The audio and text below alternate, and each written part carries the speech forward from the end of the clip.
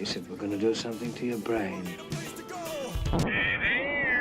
Hello and welcome to Dead Air 24. This time we're talking about questions and answers, the Traitors, An American Nightmare, and some other stuff, I suppose.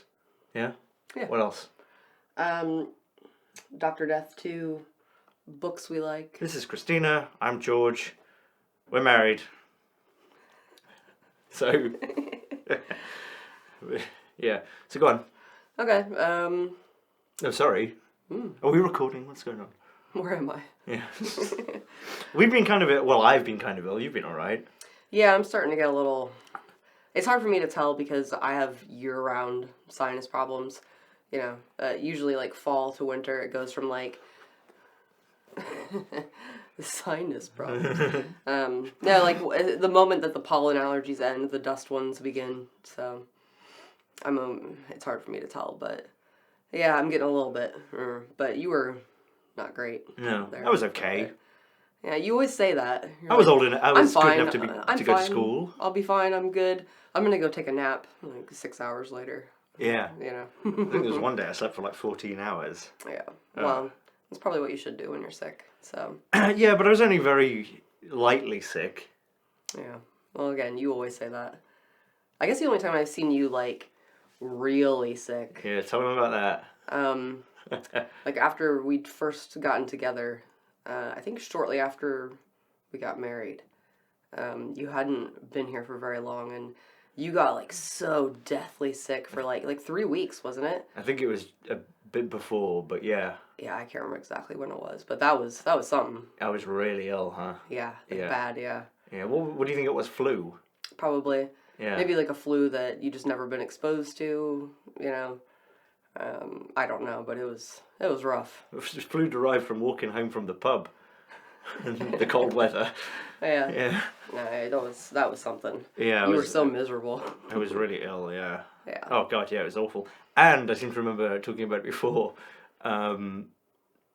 like, you know, just the sort of illness where you're like, oh, I just have no energy. And I just watched, like, the entirety of The Walking Dead. Mm-hmm. And it's, like, by about season 5, it started to become like a fever dream. Mm-hmm. Like, I can't even make any sort of assessment on The Walking Dead now. I hate it because I associate it with being ill. Mm-hmm. Yeah, it was bad. Yeah. Yeah, I'd come home from work and you'd be, like, wrapped up in blankets like an Eskimo or something, but you're, like, sweating and, yeah, poor thing. So, that's the most sick I've ever seen you, ever, but... Yeah. You had swine flu once. I did have swine flu years ago, yeah. Yeah. I was hospitalized for it. Yeah, I've never been hospitalized for anything like Yeah, that. they told me if I hadn't gone to the hospital, I would have died, because I have asthma, so... yeah, like, I, like, had to be, like, partially carried into the emergency room, because I couldn't, like, take steps without, like, I'm gonna die, you know. So, yeah, that was something. Because I tried to leave, because I didn't have health insurance. So I was like, I'm not paying for this. I don't have any money, I gotta go. And, yeah, a very kindly doctor sat me down and said, if you leave, you're probably gonna die tonight. So, stay overnight. So I did. Yeah, that was something. And you're still... The amount of IVs in me, man. Like, I couldn't move my arms. They were like this, because they had, like, I don't know what all that shit was, but... I suppose that's probably the fluid, most sick I've ever been, yeah. Yeah. Yeah, I mean, if you were going to die, yeah, I'd say that's yeah, that was pretty way bad. more sick than I've ever been. Yeah. Yeah, so what happened with that then? Did they... did you get a bill? Oh, yeah. Yeah, it was like... This was... How much was it? Oh, God, let me think. This would have been, like, 20 years ago. Back when you were in your 30s. You're so clever. I'm old. It was like $10,000 for like 2 nights in the hospital or something like that. So, but And you paid that back, right? oh sure, yeah. No, but I mean, you know, that doctor had a fair point. Like, he pretty much told me like, don't worry about that. You know, would you rather have some debt and it'll eventually go away, or would you rather be dead? And I was like, that's a pretty good point. Yeah. So. Do you want to tell them about that staph infection? Oh, God, that was... All right, it's a bit disgusting. Well, I didn't mean about that. I meant about... Because you didn't have health insurance with that, sure. did you? Sure, it's not a pleasant memory. Oh, you don't have to tell them about... Well, briefly. Yeah, I was working in retail at the time. This is when I first went back to college in my early 20s. And I was working at a Goodwill. And I got like scratched, like kind of like near the armpit to breast area over here. And I guess it had bacteria or something on it. Like went through my clothes and scratched me. It didn't seem like a big deal. What scratched you? It was a clothing rack, like that clothes hang on. You know what I mean? And you push them around and stuff, and they're just everywhere. And I think in like a week, I started noticing like it was red. It was really swollen. I was like, well, this, again, didn't have health insurance, so this will go away. And I think it was like 2 weeks or so later where I had like basically an abscess about the size of like a tennis ball in that area, and it was so incredibly painful. And I started noticing that if I'd get a scratch like somewhere else in my body that like bled, you know, because these things could happen all the time, there was like green stuff coming out of it. So that's when I went to the hospital. And yeah, I didn't have insurance. They were like, yeah, it's abscess. We're gonna have to cut it open, drain it, and like scrape the inside of it to make sure we get all the bacteria out. And then we'll like pack it with gauze and give you an antibiotic, and then go home and you'll have to pull the gauze out later. And yeah, long story short, yeah, like no anesthetic or anything. Like they just came in and they were like, okay, we're gonna cut it now. I'm like, you're not gonna like numb it or anything? And they were like, do you want us to? I was like, well, yeah. How much does that cost? And they were like, it's expensive and it'll only really take the pain down a little bit. So I was like, okay, just go for it. So yeah, I was like kind of like gripping like this table next to me while they cut it open, and I could feel like this hot goo like dripping down the side of my body. It was pretty bad. And yeah, they pretty painful. Yeah. Like had to pull it open, do you know what I mean? The hole, and then scrape the inside of it. And then they packed it with gauze. And I can't remember how many weeks later I had to pull it out, and I almost passed out in my bathroom pulling out this like long string of gauze from inside my body. Didn't you say that the doctor who did it for you, didn't you say he said something about like it was wrong that you couldn't get anesthetic or something? I thought you said the doctor was like clearly disgusted that they couldn't treat you properly because you didn't have the money. I mean, no, he didn't really say anything, but like he was like making a weird face that made me think like he thought that this wasn't really cool either. I don't know, but you might be thinking of like a couple years later, I met someone else who had pretty much the exact same thing, a staph infection, and it was on their back, and they had like a massive abscess too. So that they put him to sleep, like put him under general anesthetic while they did it, so he didn't feel anything. He was like, I had really good insurance, so America. So yeah, I hope you weren't eating during that. So those probably the two like worst. Eating like a jelly go surprise. Related things, yeah. My two worst hospitalizations, yeah. The only ones were actually that one I didn't stay overnight either. They did it, and then I just went. They were home. like, get the fuck out. Kind of, yeah. And I don't remember what the bill for that one was. I think I just threw it away. Yeah. You know, something I can't afford, that's for sure.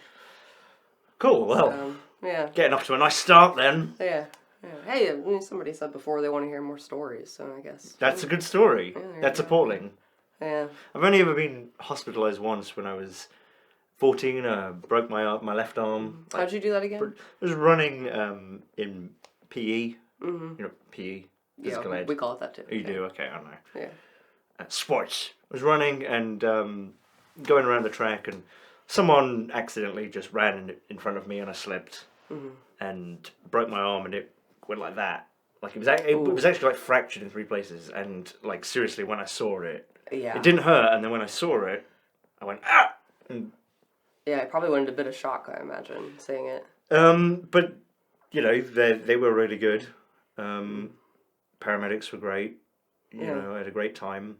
Paramedics came and were like, "This is like drinking 5 pints of beer." Not that you'd know anything about that. And then I'm there like, like talking with them, and yeah, I mean, I remember the hospital was slightly understaffed, and they they had to put a cast on my arm while it was still like that before I went into surgery, where they would break it back and put it back. And they were slightly understaffed, so I had to hold my own arm up while she did it.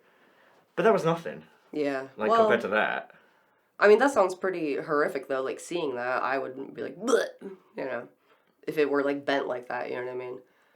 I mean... Yeah. Yeah. Yeah, I mean, I haven't had, like, serious bone breaks. There was just that one from the car accident years ago, which wasn't that bad. It just... This bone in my hand, driving for work when I worked at Taco Bell and had to go to a different location to work there for the night, which they told me after I arrived for my shift. Well, I was a manager, so they would, like, send you places. I was, like, it was, like 19, and... We've got a crisis. We need to send you to Germany. Yeah, it was Lebanon, Indiana, actually. To Lebanon, Indiana. Yeah, that's right. Hilarious. And a truck in front of me, like, there was, like, really bad traffic on this long stretch of road, and it was evening, and the sun was, like, right in front of us, and somebody further down the line, like, slammed their brakes, and then, like, everybody slammed their brakes, and we were all pretty close. My bad, should have had 2 cars distance, even in traffic, and hit a truck in front of me, and it, like, crumpled the front of my car, and when it happened, I guess, I don't really remember, because I, like, blacked out from the airbag, I guess.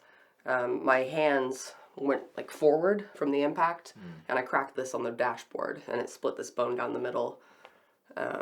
It really wasn't that painful, to be honest. I wasn't going to go to the hospital.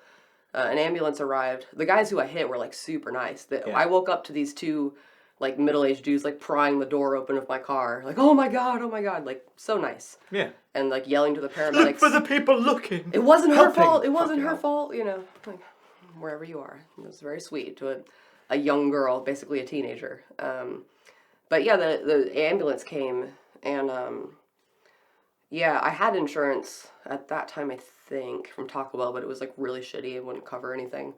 So they were like, do you want to get a couple of Supremes for free? Get a free Crunchwrap Supreme. No, you had to buy your own food there. 50% discount, up to 2 tacos. So and the ambulance, they were, like, really nice, the paramedics, and were like, Yeah. well, do you want to go to the hospital? I mean, you know, you seem like you're not really in that much pain. I mean, I was definitely in shock, but it really didn't hurt that bad. It was just kind of numb. You know what I mean? I was like, I think I might be okay. Yeah. Hey, can I just say, that's unbelievable. Like, so you were in a car crash, you cracked your hand, and you blacked out, and then a medical professional was like, do you want to go to hospital? Yeah. Well, like, I think it shouldn't be up to you that. now. No, I know, but I'm glad they asked. You know, Well, yeah. It's, you know, expensive there, and yeah, I asked, like, you know, well, how much does the ambulance ride cost from here to Riverview Hospital? And they were like, we don't know. It could be like $400 to $1,000. I was like, no, I'll just wait. And my mom came and picked me up, and she decided I should go to the hospital. Took me there. We were waiting for like hours, and we almost left because I was like, oh, I'm not waiting here anymore. Like, I got to work in the morning. And then finally got me in, and yeah, x-rayed, and it was broken. So got a cast, and then lost my insurance from Taco Bell like right after that. So then I cut the cast off with wire cutters when I felt that it was probably long enough, I guess. So got a lot of stories about the medical system and poor insurance. Yeah. Yeah. But it really did not hurt that bad. Like, I seriously almost did not go. But sometimes if it's like a rainy day, I'll get pain here. So I used to get something similar in my arm, right where I broke it. Yeah, there. right.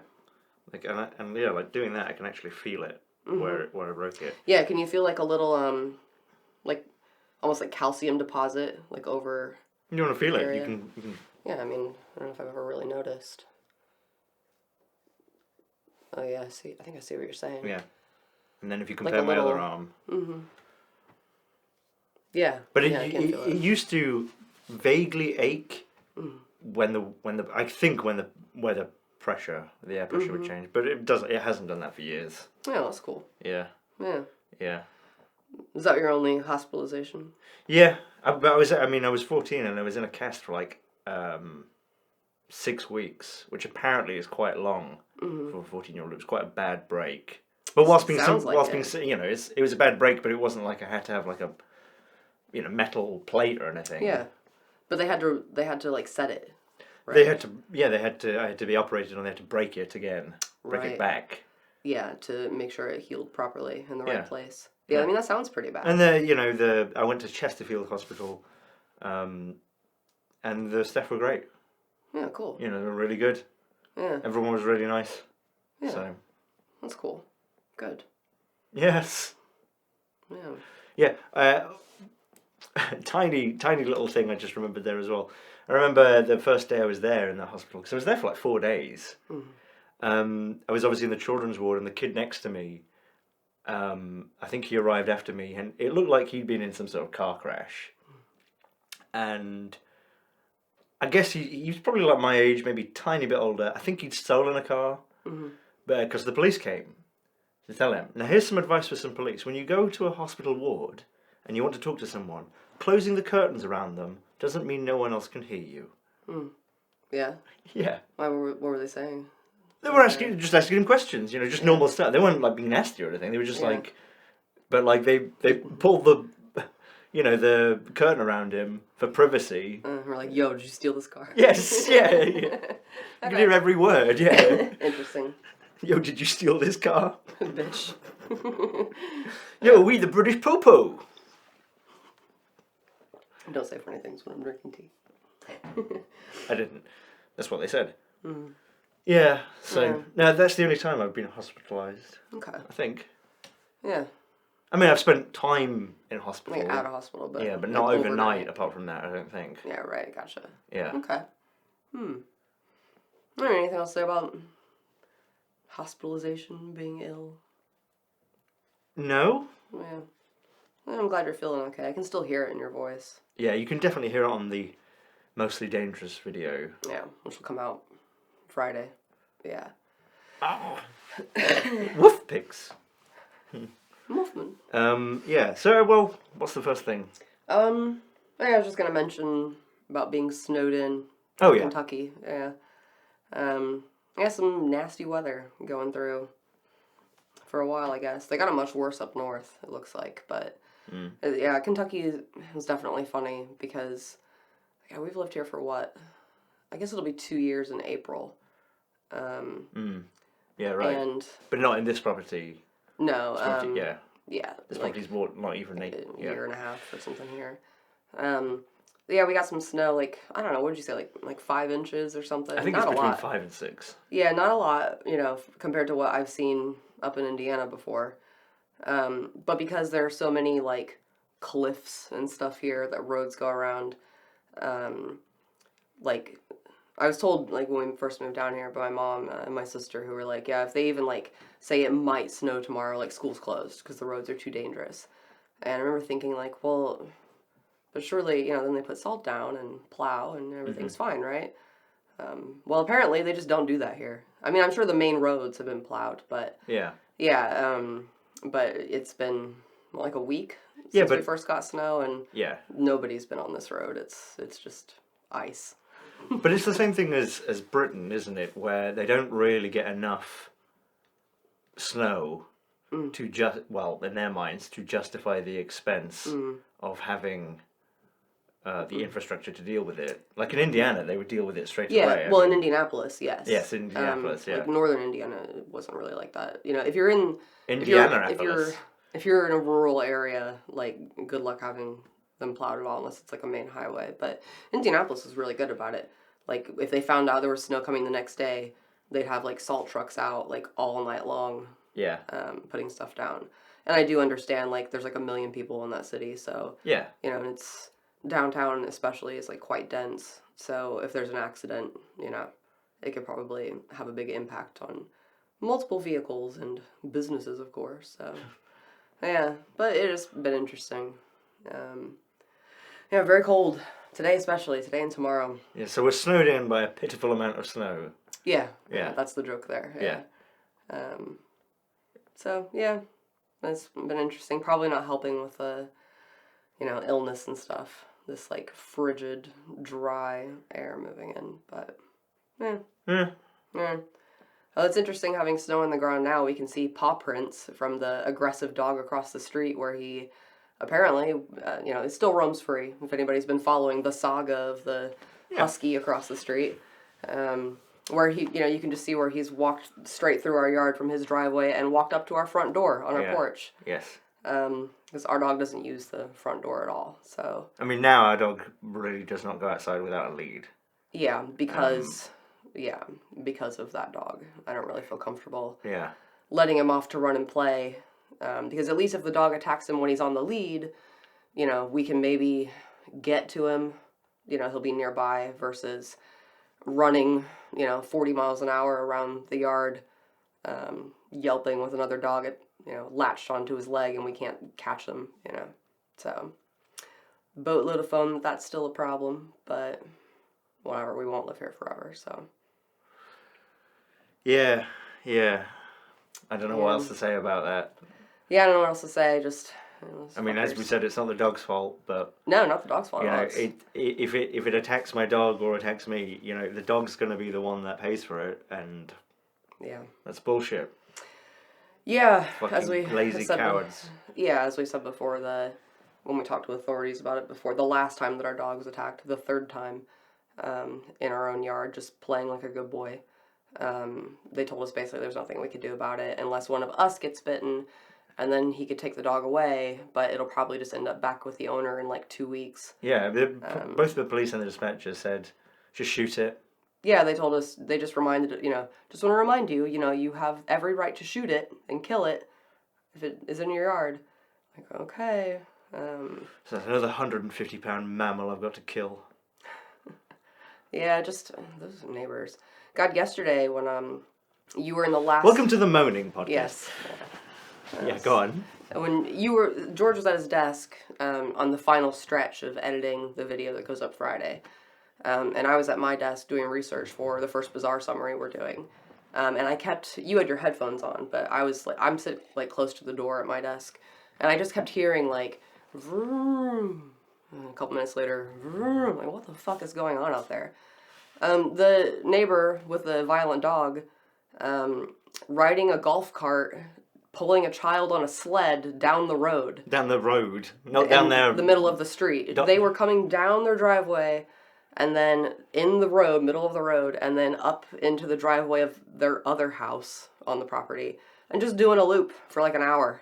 Yeah. And the dangerous dog was just following behind them. I think it's worth saying as well, I don't know if this is interesting to people, but before I lived in America, this would be interesting to me, because I'd listen to that and assume, you live in rural Kentucky rednecks. Mm. But it's like $1 million property. Yeah. I mean, I don't know if it is. It's 13 acres. There's 3 houses on it. It's definitely not going to be $1 million in Kentucky, and especially where we're located, but probably, I mean, it's like a big barn. It's like a massive property in the back, it looks like. It's definitely going to be a few $100,000. They're not even from Kentucky. They're from California. Yeah, they're from California, yeah. They moved here. Yeah. To be away from the crazy people. Yeah. Is that what they said? If you recall, they were talking about they had to get out of California because everybody's nuts out there. Was that before or after he said about going on Google Earth? That was before. Yes, about how if you go on Google Earth, you can find cameras that are pointed toward the moon and you can see cities made of crystal on the moon. If you zoom in enough. Dead seriously, yeah. He's also the guy who said that there are 52 states in America, so... Who's also going to marry a billionaireess, remember?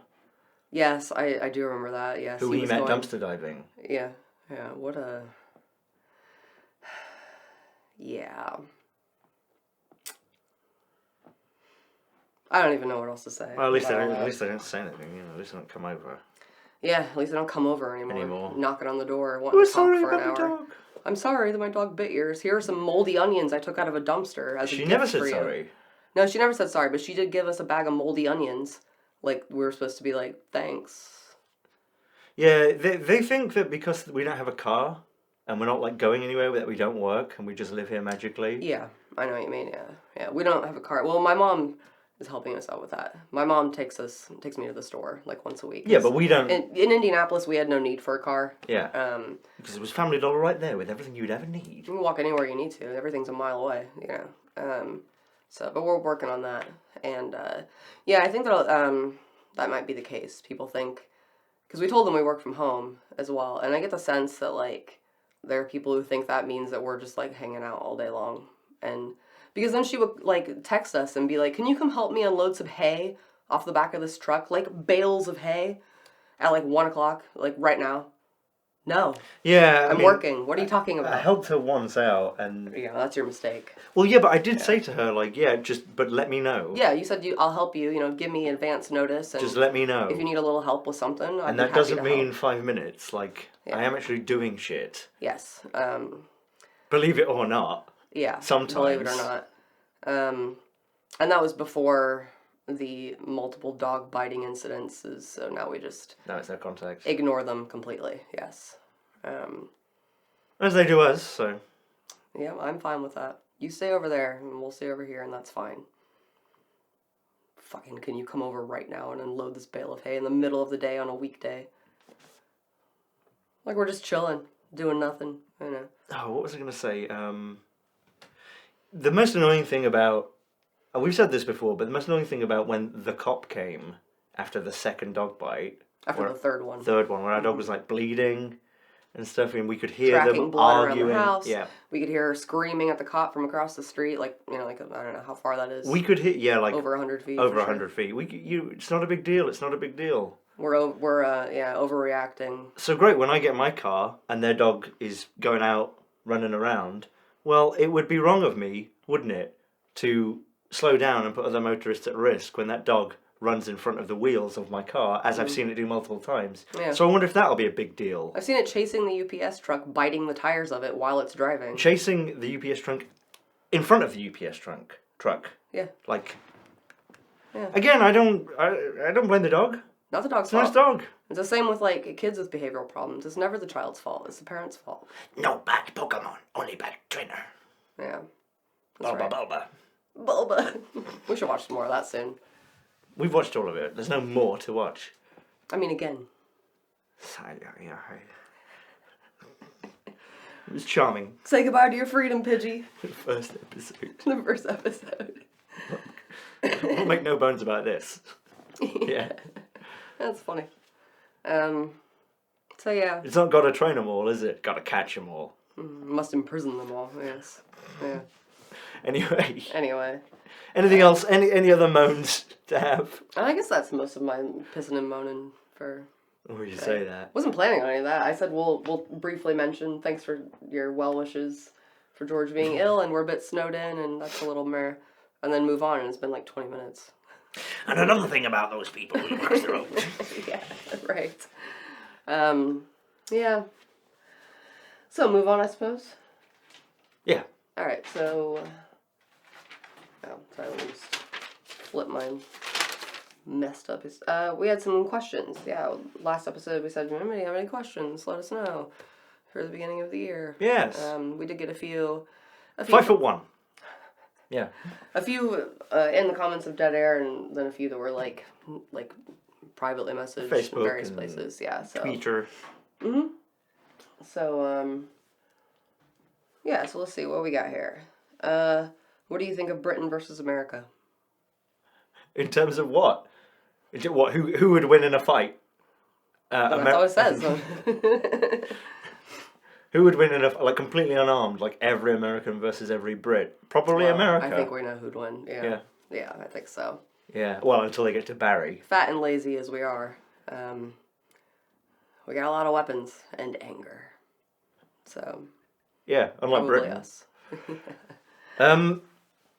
What's the question? Just what do you think of Britain versus America? Well, I guess, my biggest problem with America is what we just said, is healthcare. That is the biggest problem, by far. Yeah, I think that's probably one of the biggest problems here, too. And the no desire to, have a non-profit option, I guess. Other than, what we do, Medicare, Medicaid. There's tens of millions of people in this country who have a desire for that. But they just... I guess, not trying to sound conspiratorial, but the leadership is sewn up. You can't be a normal person and stand. You need tens of millions of dollars behind you. Healthcare is one of the biggest drivers of GDP in America. They're one of the biggest lobbyists in America. Yeah. I don't think that's conspiratorial. You're just talking about vested interests, you know. Yeah. But I mean, it's not like someone could be like, right, I've had enough of this, and all the people who live around me agree. I'm going to be a councillor, and then I'm going to be a senator. And then, or I'm going to be president, and we'll make free health, universal health care now, a national health care system.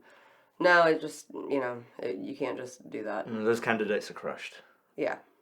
So, yeah, I mean, I think that's a big problem here, too. I can't imagine the amount of, like, just long-term stress that people can have,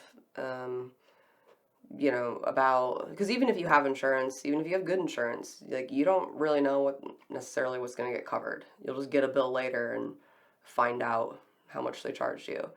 And that's a whole other conversation, because I was talking about that Mark Cuban funded, like, study a while back, I think, on an episode about how you can get, like, wildly different price quotes, like, from the same hospital for the same procedures, depending on, like, what day you call and whether you look online or call them and all kinds of stuff. Just, what a clusterfuck.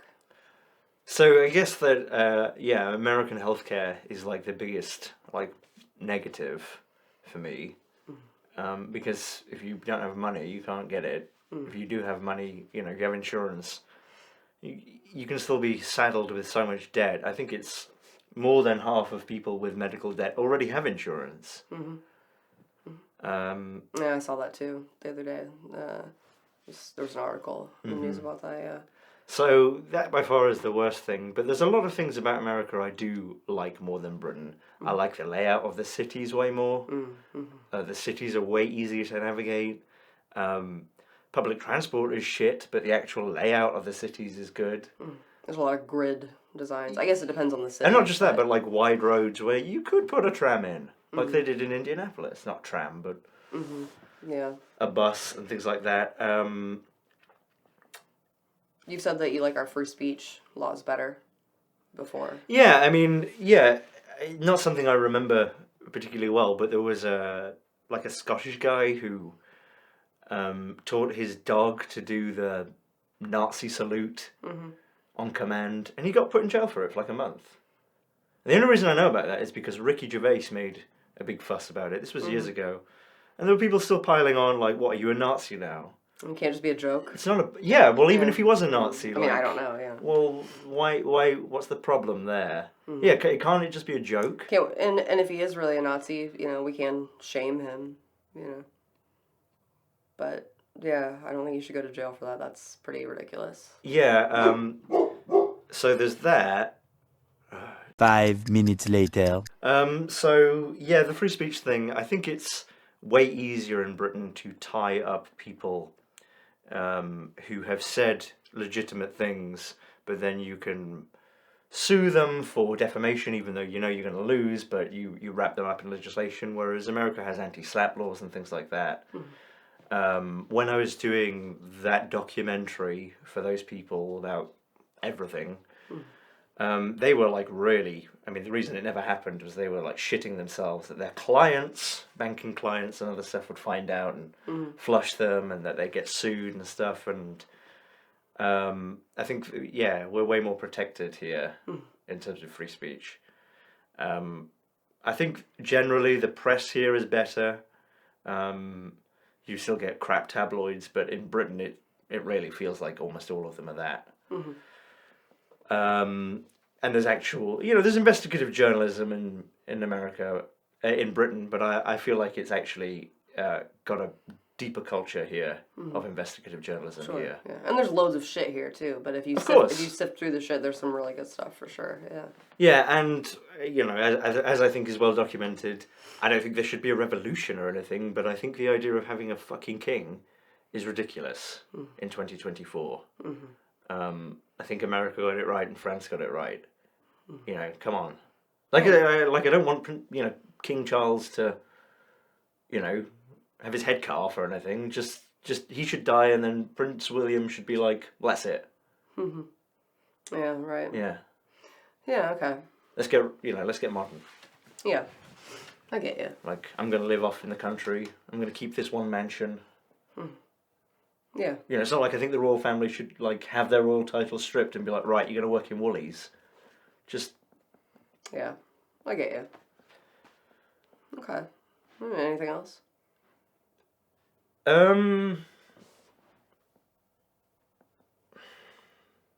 No, I don't think so.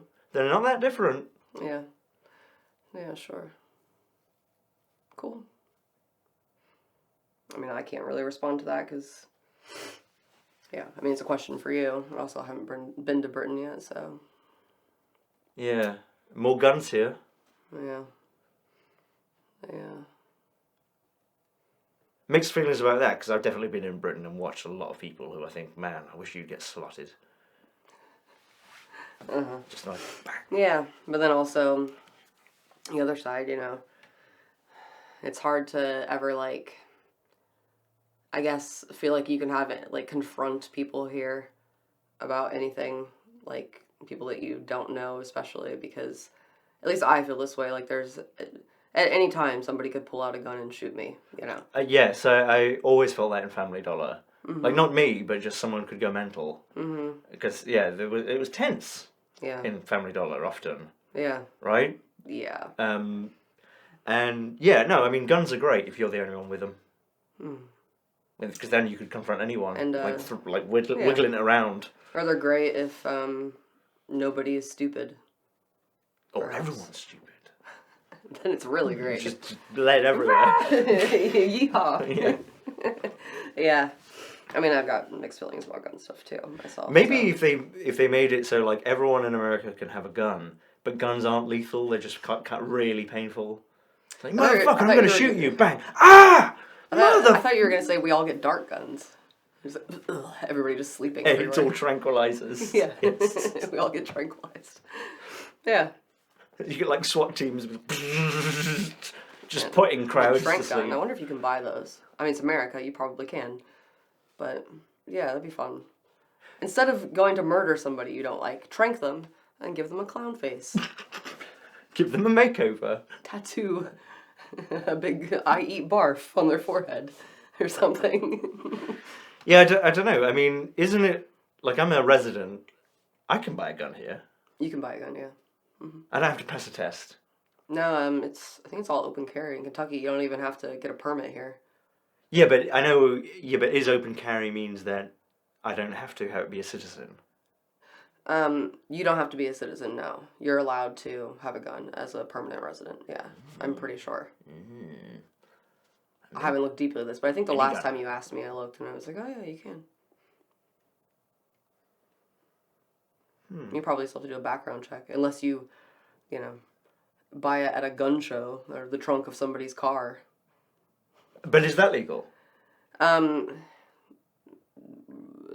from private sellers, absolutely. So, just so I understand, so it's legal if a policeman came around here and were like, "Oh, you've got a gun there, a handgun. Where'd you get it from?" And I was like, "I can't remember." Bought it from some guy. Yeah, bought it from some guy. That's fine. Yeah, I think that's kind of the problem. Like, I'm actually not really against gun ownership here because I can see that it's a different culture, and as we've discussed, those mass shootings are, done with AR-15s, but stuff like that. Most shootings are handguns. Or handguns. Yeah, most murder. And you're not going to get rid of them. Yeah. And I just don't see why they don't institute a weapon handling test where every year or two you've just got to do a basic test to show you're not an idiot. And, if you turn up at the... You can see and stuff. And if you turn up at the range and you're going like... Jewish space lasers! Maybe they should be like, I don't think you should get one this time. Yeah.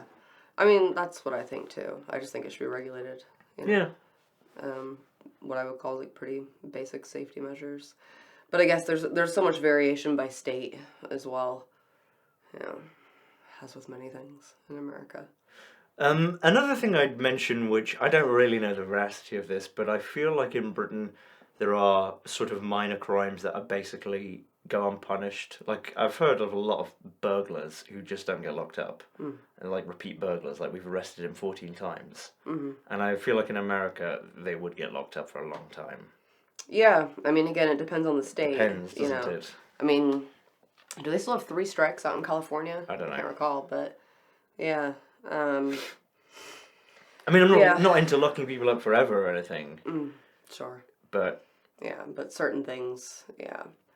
I mean, definitely, whenever there's like a high profile case where somebody like say like murdered somebody or something awful and they only got like, you know, probation or like a really low sentence, there's always like an uproar, kind of like an outrage about it. But part of the problem is just that like the stuff depends on state. For one, you know, what the sentencing is, you know, how serious the crime's kind of treated. It really varies a lot. So.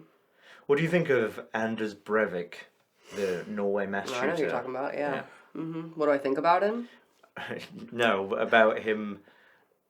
I think that his sentence was 21 years, which is the maximum. Was it Norway? I think that's right. The Norway, Ireland Sweden, Finland, whichever. Yeah. I mean, that's where I'm like, I think that he probably should just stay locked up. Like what? Like certain like serial rapists, they're not gonna stop. Just keep them locked up and separate from everyone. Like what are they gonna do? They're gonna release him, and then they're gonna have to like follow him for the rest of his life, for both his protection and the protection of the people. Like if I moved to a town and someone was like, that guy down there, he murdered someone 20 years ago and he just got left out. Okay. That guy down there murdered 77 people. I don't think I'd feel safe. Yeah, I mean, I feel like Bringing down the house values there, Breivik. Yeah, right. I feel like someone like that would not, here at least, depending on where you're at, would not live very long. You'd have to go into witness protection, well, not witness protection. Something like that. Yeah, because, yeah. You say that. I say that, that's very true, you know, but... I ain't seen any of that justice I've heard so much about. Yeah, remember rapist Brock Turner? Oh, do you mean the guy who raped that woman, Brock Turner? Brock Turner the rapist Brock yeah, Turner, I do remember. Yeah. Yeah. Do you remember the guy who covered up all those rapes, Jim Jordan? What about Donald Trump, convicted rapist? He's actually been convicted of rape. Convicted, proven to have raped. Convicted isn't the right word. Convicted. Yeah. You're talking about E. Jean Carroll. Yeah. That's civil. It's civil, but they've decided. Yeah, so proven rapist, you could say. Not convicted. But not convicted, yeah. It's not a criminal thing. So. Proven rapist, they're just doing the damages now. Yeah. Yeah. I mean, that was kind of a shock, because I remember when the whole grab me by the pussy thing came out. I was on the phone to someone as it came out, and we were saying, like, oh, well, that's it then, he's finished. A lot of us here thought that as well when that came out. Well, that's it. That's the end, you know, of his political ambitions. Oh, no. We've only just got started in America. Yeah. It is a new era. So I guess really, like, apart from the health thing, I prefer America. Yeah. I wouldn't choose to live back in Britain unless, I got cancer or something and I had to. Yeah, if I got really sick, I would. Yeah, right. I know what you mean. Yeah, and another thing as well is, America is a really huge place, but really everywhere is. And like in Britain, London is very different to other places. And like really whenever I say like I fucking hate British people, I'm really talking about middle class Londoners. I know what you mean, yeah. Well, and posh people. When I hear Somewhat. that. Well, I'm only going on when we're like watching a show or like a movie and someone comes out with like a really posh kind of like London accent. And George is always like, ugh. Like instantly next to me. You don't even know you do it, do you? Ugh. Just to the accent. I remember being in St. Pancras train station. St. Pancras? Yeah. Okay, continue. St. Pancras, not Pancreas. I Okay. call it St. Pancras. St. Kidneys. And I mentioned it ages ago somewhere on a video where I'd get the really late train because it was the cheapest one. And I'd be like the only one there, pretty much. I'd go into this coffee shop where I kind of got to know the guy there. And I remember being there one time. I was the only one there from these two women who were really well dressed, and they looked like bankers. And she was talking about her ring, not her wedding ring, just a ring she had, and how she just had it appraised for 250 grand. And I remember looking at this guy, who clearly worked like 10-hour days, and just this guy looking back at me like. These women were like in their late 20s. This guy was probably like 30 something. You know, and it's just that's not just an English thing or anything. Just.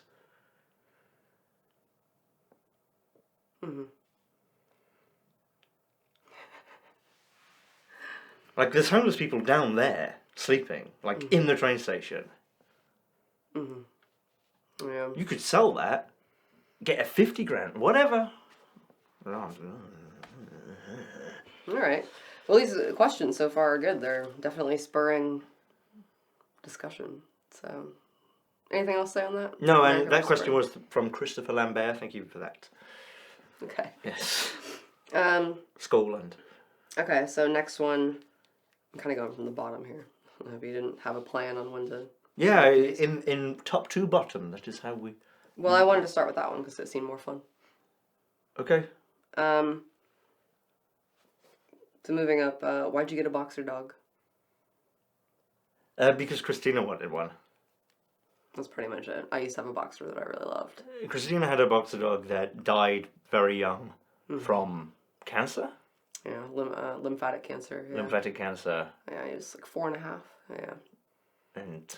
Yeah, I just really love them. They're goofballs. They're so funny. Like, it's just like free entertainment. I mean, they have their obnoxious qualities too, as you've well noticed. Well, he loves your ass. Oh my god. Yeah, I know. I'm just like cooking dinner and then just feel this pressure and like, can you stop doing that? Stop sticking your face in my butt. And sniffing. And wagging his tail. Yeah. I've never had a dog before. Yeah, it's your first one that you've owned, yeah. Yeah. I love it. Yeah. I love it. I wish I'd had a dog growing up. Maybe I wouldn't be a different person now, but it would have helped me. Because you're an only child. Yeah. Yeah. So, yeah, I think having a friend. Not only am I an only child, I'm an only child who in secondary school, I went to a secondary school quite far away. Like I had to get a bus for 40 minutes. So they weren't like people you could make friends with? I mean, I had friends at school. It's just like, like before that, when I went to a school nearer me, you know, it'd be like the normal thing of like, oh, do you want to come to my house? Oh, yeah, you can have dinner at my house. And, you know, but when I moved, you know, you'd have to arrange that. And yeah, I wish I'd had a dog. I wish I'd had a dog. It'd been great. Yeah. Well, I'm glad you like him. Yeah. Well, you know. He's all right. He's all right. Yeah. Yeah, I mean that's pretty much it. I think they're adorable dogs. They're super expressive. Their facial expressions. He's very, very sweet. They're very sweet animals. Yeah, very loving. Yeah. Yeah. So. Yeah, I mean, I grew up. My mum and dad had a couple of cats. Like cats. Still like cats. I like dogs. Yeah. I think I'm a dog person, but not at the expense of cats. No, I like cats. Yeah, but I've always had dogs. Like since I was, I think like pretty much since birth. There's always been a dog in the house. Maybe some little gaps here and there, but yeah, I love them. They're great, and it definitely reminded me like how like after my old dog died, like the house felt so like lonely without that like tippy tap, you know, around the house and the and yeah, it was. I'm glad that we got him. Yeah. Yeah. Too cute. Yeah. So yeah, I mean, anything else to say about that? No, I mean we've talked about getting another dog at some point. I don't think we're going to do that soon. Kind of need a bit more space. Yeah. A bit more. It'd be nice to have our own kind of like safe yard area. Yeah. Ideally fenced where we could just let them out to play. And we rent, so I'm not going to build a fence. Yeah. So, but we'd like to get him a friend at some point. And get a German Shepherd. I'd like a German Shepherd. I've had plenty of Shepherds, but not German Shepherds. And I just think they're super intelligent and gorgeous, and I've never had one, and it would be fun. Yeah. Are they even German Shepherds anymore? Because they're Alsatians, right? Alsace. Yeah, we call them German Shepherds. But that's French now. I don't know. French Shepherd. A French Shepherd. It's a poodle. Yeah. Okay. Well, next question. Yeah. What is your ethnic origin? I guess because your name. White other. White other. Yeah. I used to put on forms. On British forms, it would be white Irish, white other. Right. So white, so you can be from Russia, and that's white. But if you're from Ireland, that's something else, is it? It's because these terms are made up and don't actually mean anything biologically. Yeah. Yeah, like a non-Hispanic white, you'll see sometimes here. Yeah, it's all made up. I used to prefer not to say whenever I'd have to do that stuff, like in college and stuff. Yeah, I used to do that, and then it would say gender, and it'd be like male, and then it would say sexual orientation, and I'd write in, I'm just grateful. Didn't like that. They don't like that, yeah.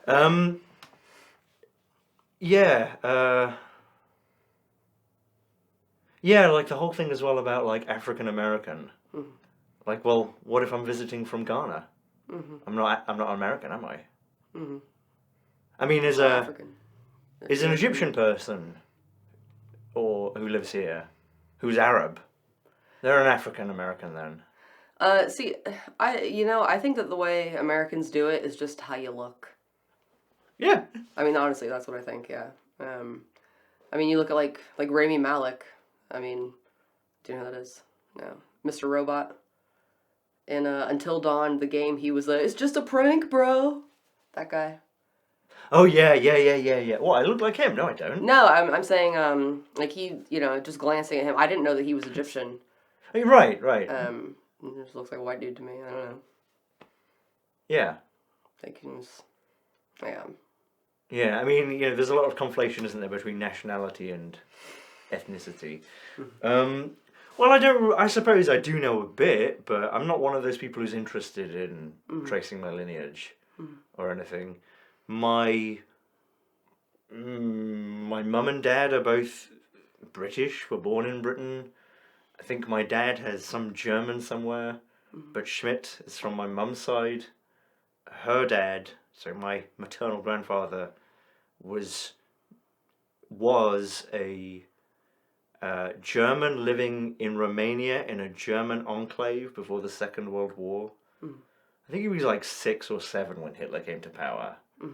He ended up in the German army, and then he was a prisoner of war after the Second World War in Britain. And then he just never went back. He met my grandma and was like, yeah, I'll stay here. I never met him. He died way before I was born. And he actually had a wife and a kid in Romania before he was a prisoner of war. And then, in the last days of the war, the Russians came in and killed everyone. So German, but then, English, if you go far back enough, I guess I'm from the same place in Africa as everyone else. Everyone, yes. So yeah, and I used to think, and my dad used to think that Rockall was Irish. So he used to go around America being like, yeah, Irish German.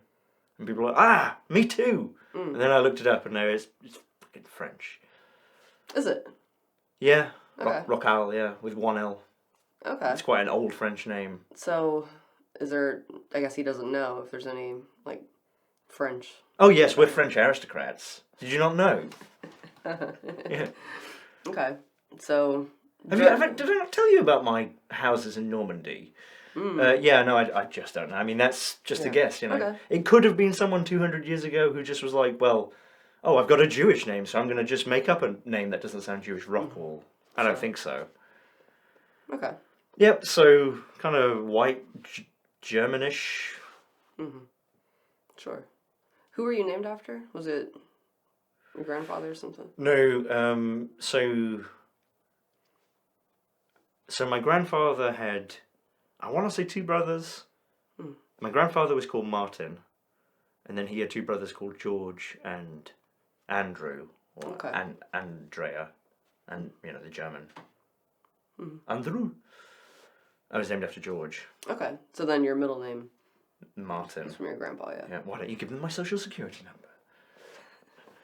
Yeah, and I mean I haven't seen that part of the family in 30 years. The last time I went to see my German relatives was when I was like 5. Did you ever want to go back to Germany and? Maybe I don't even know if they would know who I am. I don't even know where they live. I wouldn't know how to contact them. Okay. Yeah. I'm just curious. Yeah. Okay. Cool. Yeah. And what else can I tell you is, I think, you see, I don't even know where they live, or where they lived. I think it was South Germany. And I remember years later my mum telling me, like, yep, when we went there, we went to loads of different people's houses, and a lot of them had SS uniforms hung up on the wall. Really? And, like, Grandpa's SS uniform and things like that. And Right. it was not denazified as much as you might think. Interesting. Okay. But like, as for my granddad, he was obviously a German soldier in World War II. Like I said, he was like 7 when Hitler came to power. Mm-hmm. He was in the Hitler Youth. Mm-hmm. It was mandatory. I don't think he was a Nazi. I No, hope not. Where was he in the POW camp? Did you say it was in Scarborough. In Britain? Yeah. Yeah. Okay. Right. Didn't you have like? I think I'm just confused. I thought you had like another grandpa that was like escaped from. My great-grandfather Yeah. So my grandma's mother on my mother's side again, British. His name was Wilf. Your grandpa and your. My great-grandpa. So not not related to the German grandpa. The grandma who married the German, her father, Wilf, he was a professional rat catcher in the Grand Hotel in Scarborough. There's a picture somewhere, again, I mean, he died in 1946. There's a picture somewhere of him holding all these rats. And the stories about him make him sound like a horrible monster. He called him Pearly because he was really dark and he had these teeth. He was like a wife beater and horrible. Really? Oh yeah, real piece of shit, but fucking hard. And he was in the Green Howards in World War II, who were like one of the first. What would it be? A regiment? I don't know. A logistics regiment. He was at Dunkirk, and he was a driver for a colonel. And Dunkirk is in Belgium, and he hated Belgians because of this, apparently. They were driving, they were trying to get out of Dunkirk, and they stopped to ask some Belgians which way to go. And the Belgians pointed them in one direction, and they drove, and they like immediately got machine gunned by Germans, and the Belgians, maybe accidentally, I don't know, pointed them in the wrong direction, like straight into the German lines. They got machine gunned, the colonel was killed. Great-grandpa Wilf was caught by the Germans in 1940, and yeah, he ended up as a prisoner of war. He tried to escape twice. One was just like he stole a truck, because as well, like if you don't know, the prisoners of war were generally treated fairly well. They weren't like treated like Jews or anything. They were treated mostly according to the Geneva Convention, and so they would get like put to work like digging ditches and stuff, like chain gangs, but they weren't like people in concentration camps getting whipped and killed and stuff. So he tried to steal a truck, got caught, somehow didn't get shot for that, and then they moved him at some point, I think, into Poland. And again, I don't know if this is true, but he said that he ended up like building roads as a prisoner of war around Auschwitz.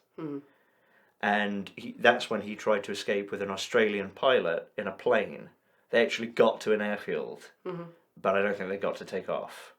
Okay. An Australian, huh? An Australian pilot, yeah.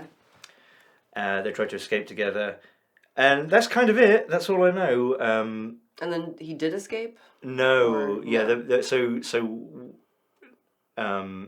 So yeah, they were either in Poland or in East Germany at the very end of the war, 1945, and the SS took over and started marching them west. So same as my granddad, at the end of the war, he hadn't been captured. At the very end of, like May 1945, he was a motorbike messenger, and he drove all the way from east to west to try and surrender to the Americans, because he didn't want to surrender to the Russians because they'd shoot him. Yeah. Fair play. Yeah. But yeah, so Pearly was in this big ass death march. Again, not trying to overstate it. It wasn't like a Jewish death march where they were just shooting anyone. I don't want to say he suffered like those people, but he suffered. And they marched them west, and, you know, people were dying because they weren't stopping, because they weren't just marching these prisoners to march them. The SS were marching so they wouldn't get caught by the Russians and killed. So then they marched west, and they got stopped eventually by a battalion of Americans, probably in southwest Germany, I'm not sure.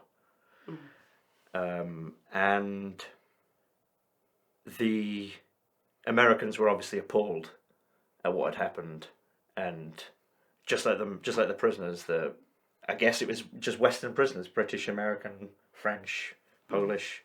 They let them do whatever they wanted to the Germans, the SS. And Wilf, being a nut job, took particular umbrage with the, I guess, Oberstützle, the major, and he wanted this ring, this SS ring, that this guy had, and he wouldn't give it to him. So he cut his hand off. And my grandma still has that ring somewhere. Yeah, right.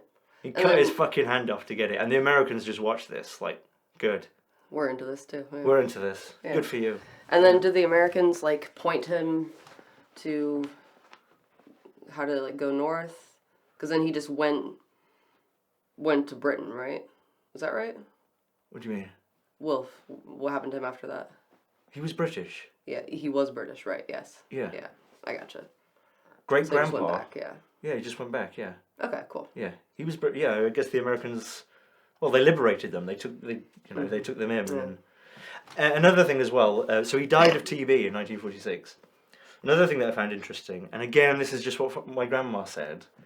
But he could speak perfect German when he came back, and he told everyone, like, I have seen things you wouldn't believe. I have seen piles and piles of bodies, and people didn't believe him.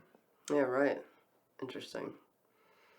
Okay. I mean, that is an interesting story. I think that's probably the most detailed story you've told me about all that. That's pretty much everything, yeah. Yeah. And like I say, cut this SS major's hand off. Yeah. Like, they had a fight over it. Yeah. Cool. Yeah. Yeah, I mean, fuck Nazis. Yeah. Yeah, interesting. Yeah, and I don't feel guilty about, like, my granddad being in the German army or anything like that. It wasn't me, and, you know, I'm not going to apologise, but he was a kid. Yeah, sure. It's, yeah, kind of like not exactly a choice, huh? No, and then, you know, when he went to Britain, stayed in Britain and became a farmer, because that's what he'd done all his life, and he was just really into animal husbandry. He just liked, you know, he had a small farm. That's ice. Yeah, icicles. Yeah. Yeah. Cool. Yeah. Yeah, very good. And then on my dad's side, in the Second World War, they were all conscripted into the collieries, you know, the coal mines. Because that's how it worked. You could be conscripted into the army, or you could get conscription to work in the coal mines to keep the industry going. Right. Which was actually, I think, kind of more dangerous at times, but Okay. probably not as exciting. Right. Yeah. I mean, it's cool that you know all that stuff. Yeah, and then I don't know anything else apart from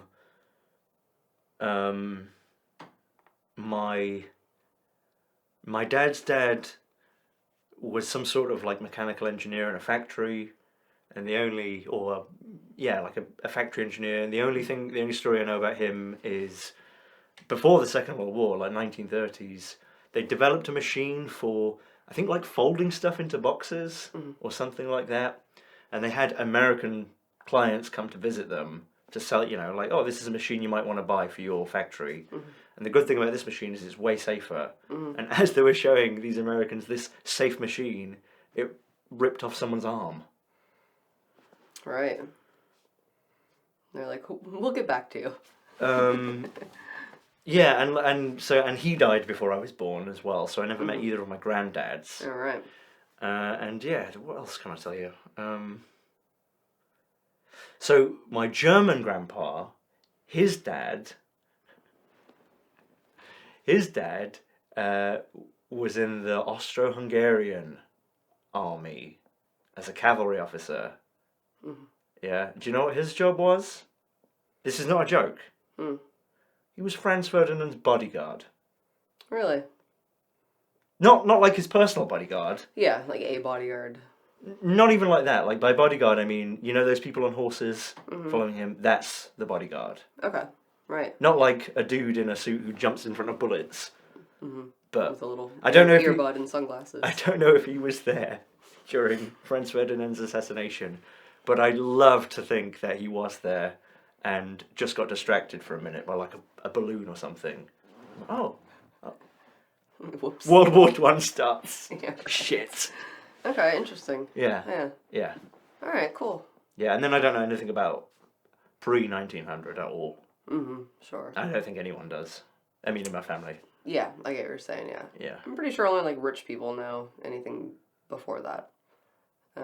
The guy I used to work with, he could trace his lineage back to pre-Civil War in Britain. So, you know, pre-1650. Yeah, right. Ish. Like, yeah, right. Interesting. Like his great grandfather was a major in the Civil War on the royal side and all that. All right. But I'm not that interested.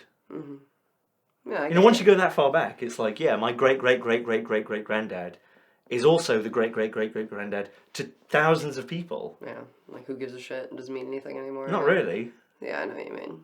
Yeah. But I definitely get a streak from Pearly. I'd cut off a Nazi hand if I could. Fucking no problem. With pleasure.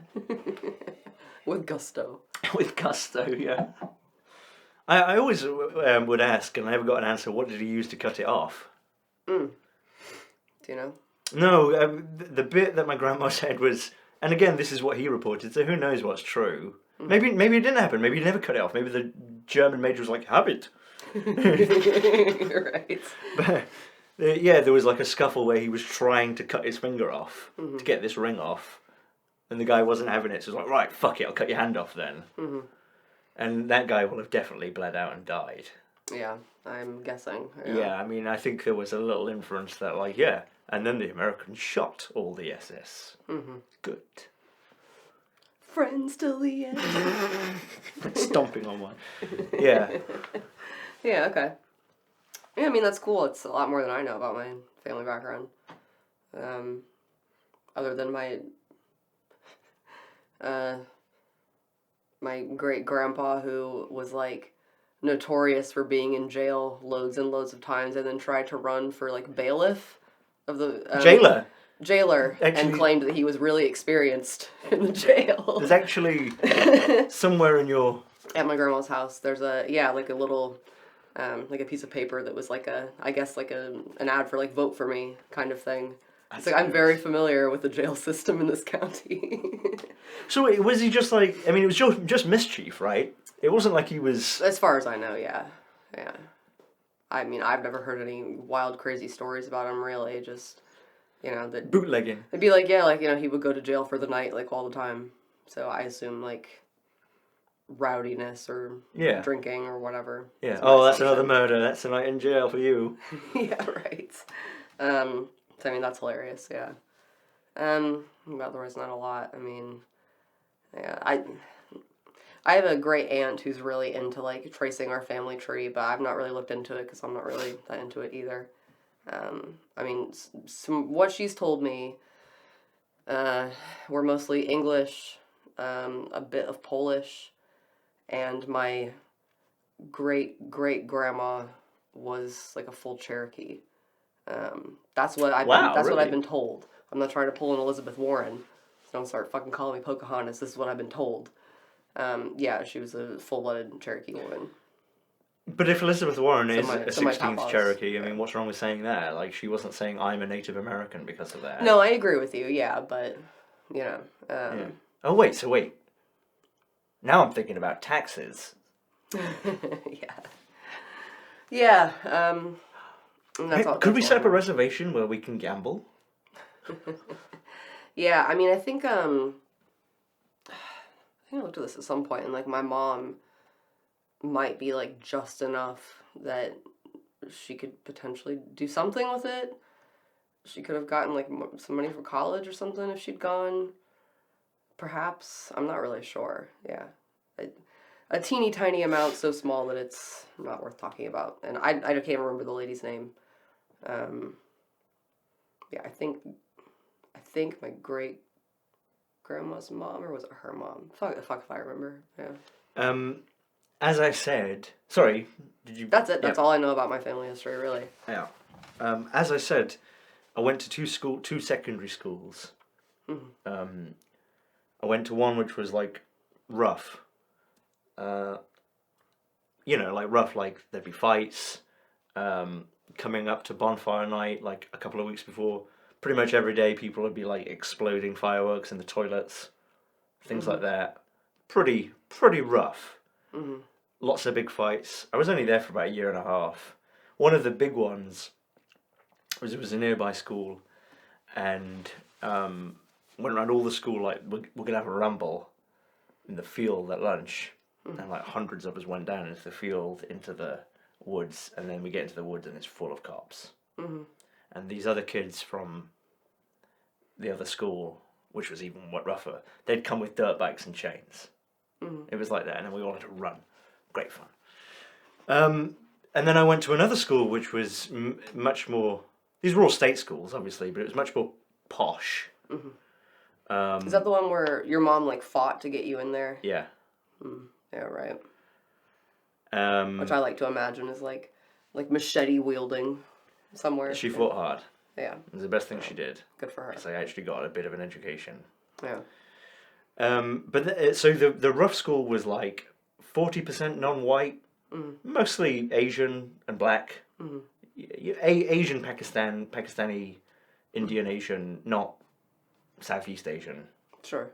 And then the second school I went to, it was all white except for like 4 or 5 kids. And I started like in the middle of the 8th grade there, and like all the kids thought I was a refugee.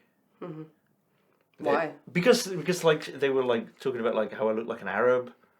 No, you don't. And Why? we were fairly poor, and I had like an old coat and stuff like that. Sure. They were all fascinated with my name, and they would like, I mean, all through school, like constantly, like, so was your dad a Nazi? Like, yes, my 70-year-old dad. It must have been. Like, I went to school in fucking 2000s. Like, how old must my dad have been? Was your dad a Nazi? How do you, what does your name mean? What's it mean? That's funny. Well, George means George. Why did you spell your name wrong? Yeah, sure. Stuff like that, yeah. And yeah, like, I never heard anything racist in that rough school. Yeah. But in the second school, people could not stop talking about, like, obviously in worse words than this, like, yeah, the Pakistanis in Sheffield have got the council to make them a synagogue. Like, no, they raised that money privately. Not a synagogue, fucking hell. That's a mosque. Yeah, I don't know what you're talking about. Jesus Christ, George. Yeah. Like Damien when he spent that year pretending to be Jewish and telling everyone he was going to mosque on Friday. Is that true? In college, yeah, for a laugh. Oh, Damien. Going to mosque. It's not a mosque. That's funny. Excuse me, this is a religious candelabra.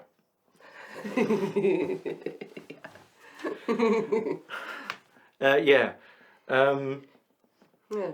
Okay. Cool. Yeah, are you an Arab? Because you've got those eyebrows. I Yeah. heard that once or twice. Yeah, right. Interesting. But then again, I also remember getting my passport picture at 18 and my mum looking at it and then being like, and like cutting off my face there. Like just so you could see my eyes, and she was like, you could be an Arab woman. Your mom sounds funny. I kind of know what she means, like those defined eyebrows. Back when I was 18 and they weren't all bushy and overgrown.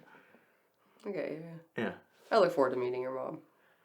Hopefully late spring we'll make a trip. That'll be fun. She's funny. Like the brief times I've like talked to her on the phone, she's fucking funny.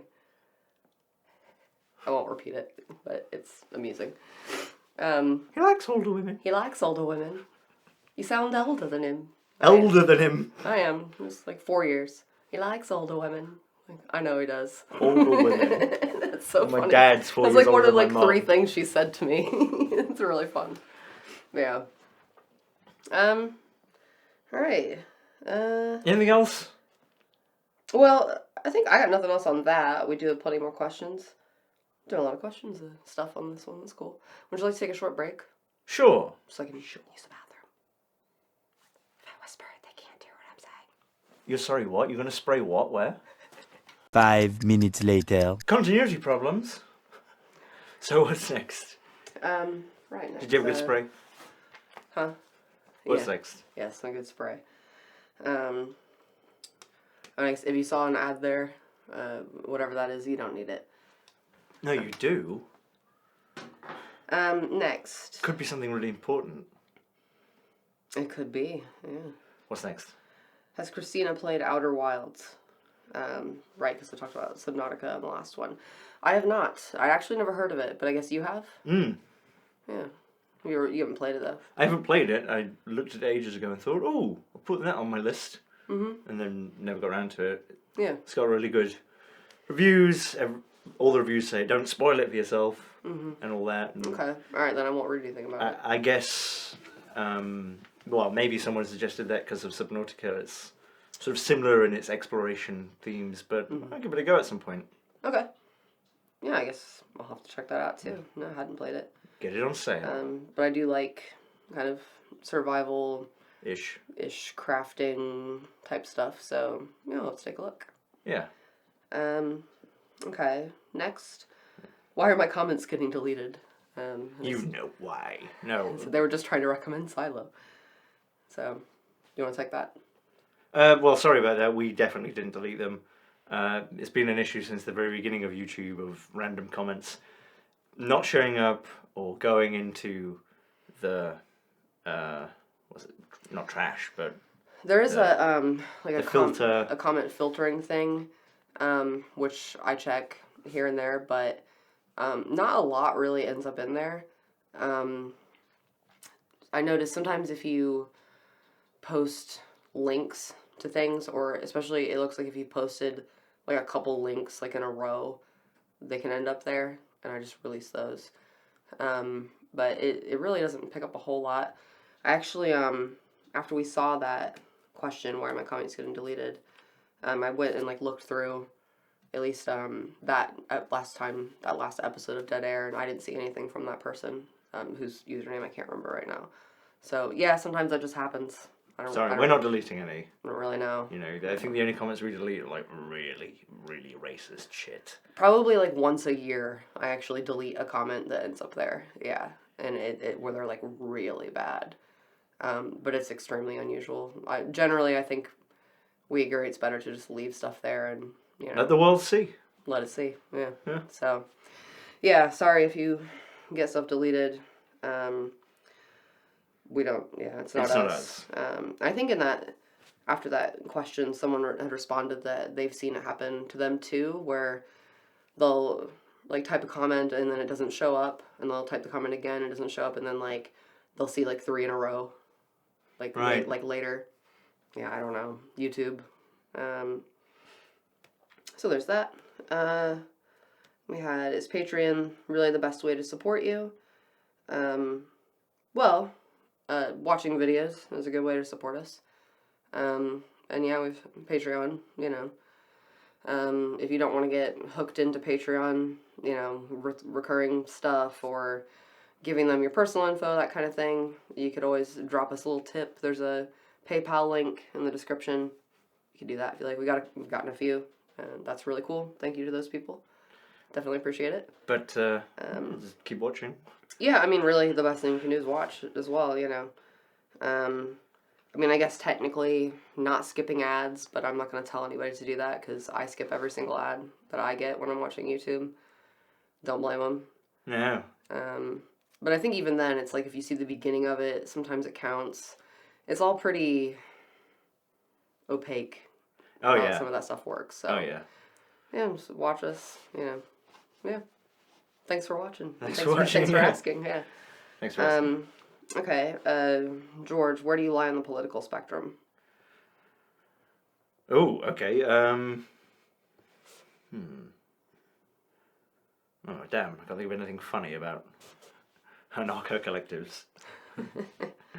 Well, I think probably a lot of Americans, not a lot, but I definitely think a number of Americans would think I'm a socialist because I believe in socialized healthcare, but I'm not. I suppose that it's not like I don't think it's worth thinking about or anything, but personally, I'm not actually that interested in political minutiae. I think whenever you sort of like get into an ideology, even if that ideology is intended to be purely beneficial, it can, Things can turn too much into like, I'm supporting my team versus talking about individual issues. Yeah. I mean, I don't think I'm a socialist.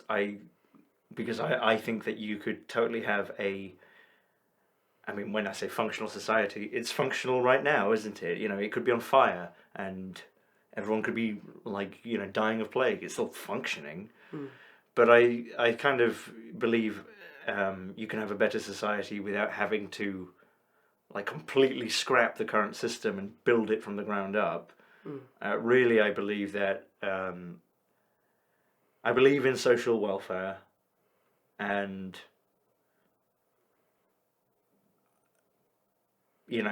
I suppose I'm anti-greed, and greed is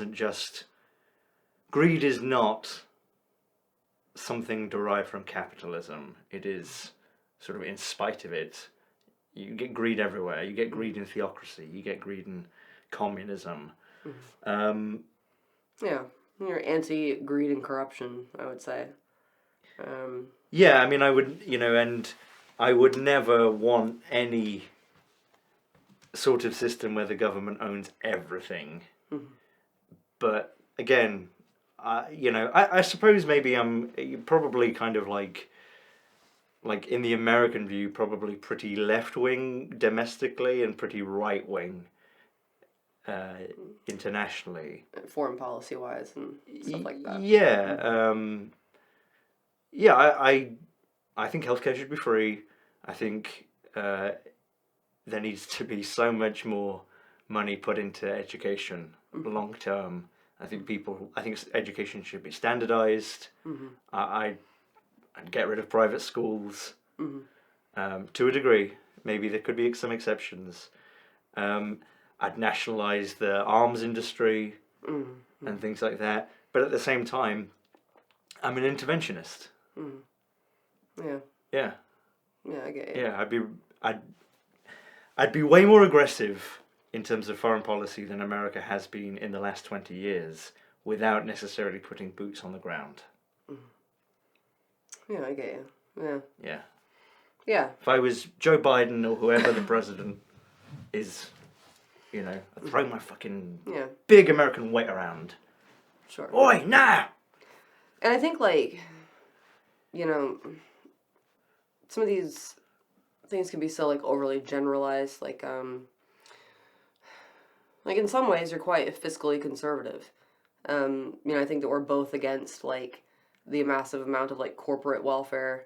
Like, welfare for people who do not need it. Yeah. While there are people, like, starving. Like, and... I'm not anti-business. No. I'm anti-big corporation business getting to the point like Amazon where they've essentially deliberately created a monopoly, over the last 20 years where they've undercut prices and taken viable, existing, profitable products, made replicas of them at a loss so that the original product goes out of business and then they just hike up. I'm against that. I'm not against people making money. I'm not against people living in a nice house or anything like that. But I think, Jeff Bezos with his fucking, 10 Bugattis or whatever and all this, whilst there are literally people starving, I think that's wrong. Yeah. More, like, morally. Morally wrong, yeah. I do. I don't think the answer to that is, like, we all start calling each other comrade, necessarily. Sure. Yeah. Yeah. Yeah. Anything else? I mean, I really don't have much Why do to you think add. I'm physically conservative? Just in certain... Physically. my point just being that, when you have a term like fiscally conservative, and I think some people in their minds could think like, well, that means, like no government spending on anything. Like, I think that you're just more into like doing things smartly and not rewarding already successful, like super successful people that don't need it when there are so many people that need so much. Like, I truly believe, but it would be a big project. I truly believe you can maintain and even expand American military power, have the same amount of soldiers or more, but do it all way cheaper if you just nationalize the arms industry, so you're not paying $200 for a fucking toilet seat. Don't ever do like cost plus stuff again, for example. What's that? Is that Coca-Cola for if you $10? Yes, where you've got private military contractors like operating, like vast ways of like the infrastructure and stuff like in Iraq, and then like the more money they spend, the bigger profit they have. So they were doing things like a truck has a flat tire, just burn it, set it on fire, and buy a new one because then we make more profit. Sell Coca-Cola give Coca-Cola free in the mess hall to soldiers, and then bill the government and the American people $10 a can when they're made right down the road. $50 a can. Yeah. Sometimes. $100 to wash a bag of laundry. Yeah. Stuff like that. Like, that's wasteful. Why are the American people paying for that? And it's just to bolster profits for. All of that as well in Iraq at the same time that they couldn't be bothered to give the fucking Marines, like decent showers and stuff, so they were all getting Legionnaire's disease. That's a disgrace. Yeah. I mean, in Britain, they were sending lads over without body armour. Yeah. I knew someone who was an MT driver in Iraq. He had 10 rounds in his magazine on his SA-80. Yeah. So, yeah, that's just what I mean by, like, more like just smarter in how we use money. So, yeah, I think,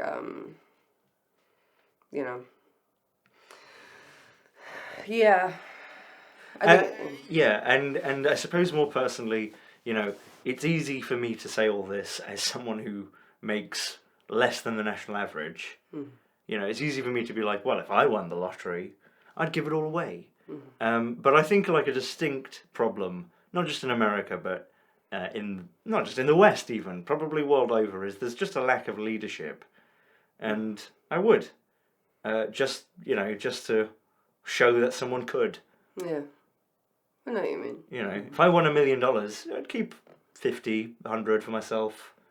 I'd buy your mum a new car, or whatever. But I'd feel pretty guilty.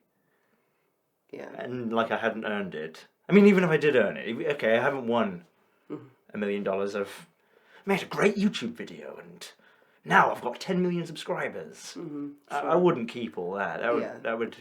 I guess like burn me. Neither one of us are particularly interested in stuff. No. Do you know what I mean? Like, there's things we need. Like, you really need a new pair of boots in the winter. Yeah. You know what I mean? But yeah. I'm not interested in, like if we got our own place, like 2-bedroom, small. I don't want to clean a big ass house. Small, a studio, small bedroom. A fireplace would be cool, perhaps. What's an ass house? Sorry? Big, I see. A big ass. Big ass. Big ass. Big ass. Truck. Yeah, there aren't a lot of, like, things that we want, though, overall. You know what I mean? Yeah.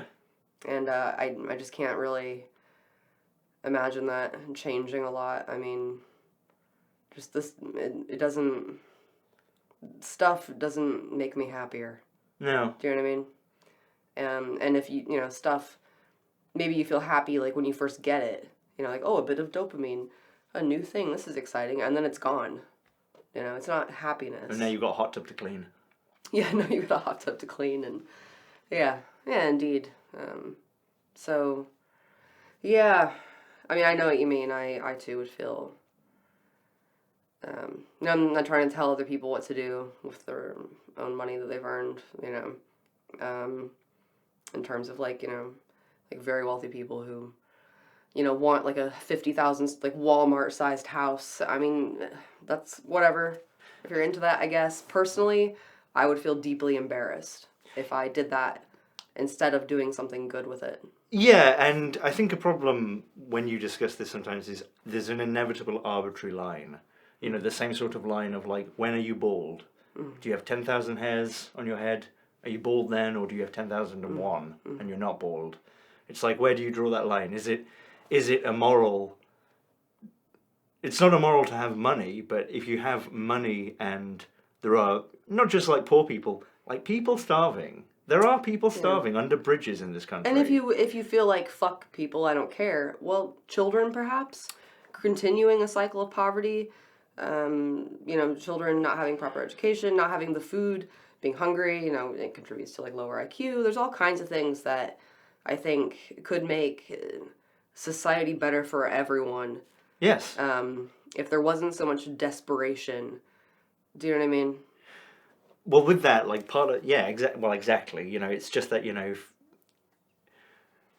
the way that it all works is you could work it out, right? Like, oh, if we actually like triple the education budget over 20 years, we'll reduce crime in the next 30. Well, who cares what's happening in 30 years? My election's next year. Mm-hmm. Yeah, everything's about now. Yeah. But what I was going to say was the arbitrary line. Where do you draw the arbitrary line? Like, is it wrong?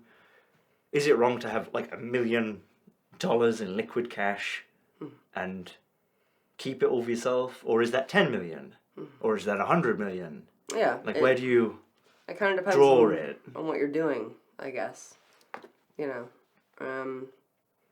Yeah, I know what you mean. And for me, again, a lot of it comes back to like, in terms of like government spending, I think like smarter spending. Like, I think so many of these arguments come down to like, we need to spend less. No, we need to spend more. Why don't we just be smarter about it? Do you know what I mean? Like, I'm thinking about like the sort of the arms rush that occurred with colleges when after there was kind of like a more of an influx of like student loan money.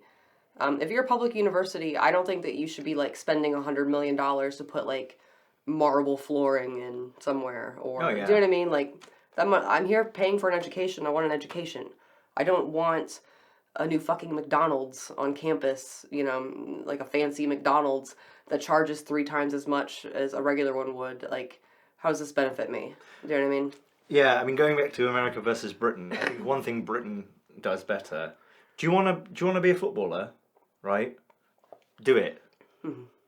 You don't have to go to college. Mm-hmm. Yeah. I don't get that. What the hell that is all about. Mm-hmm. Yeah. Do you know what I mean? Yeah, I mean, colleges make loads of money off of these players that they don't have to pay because they're students. Yeah, I mean... Yeah. Greed, again. Yeah.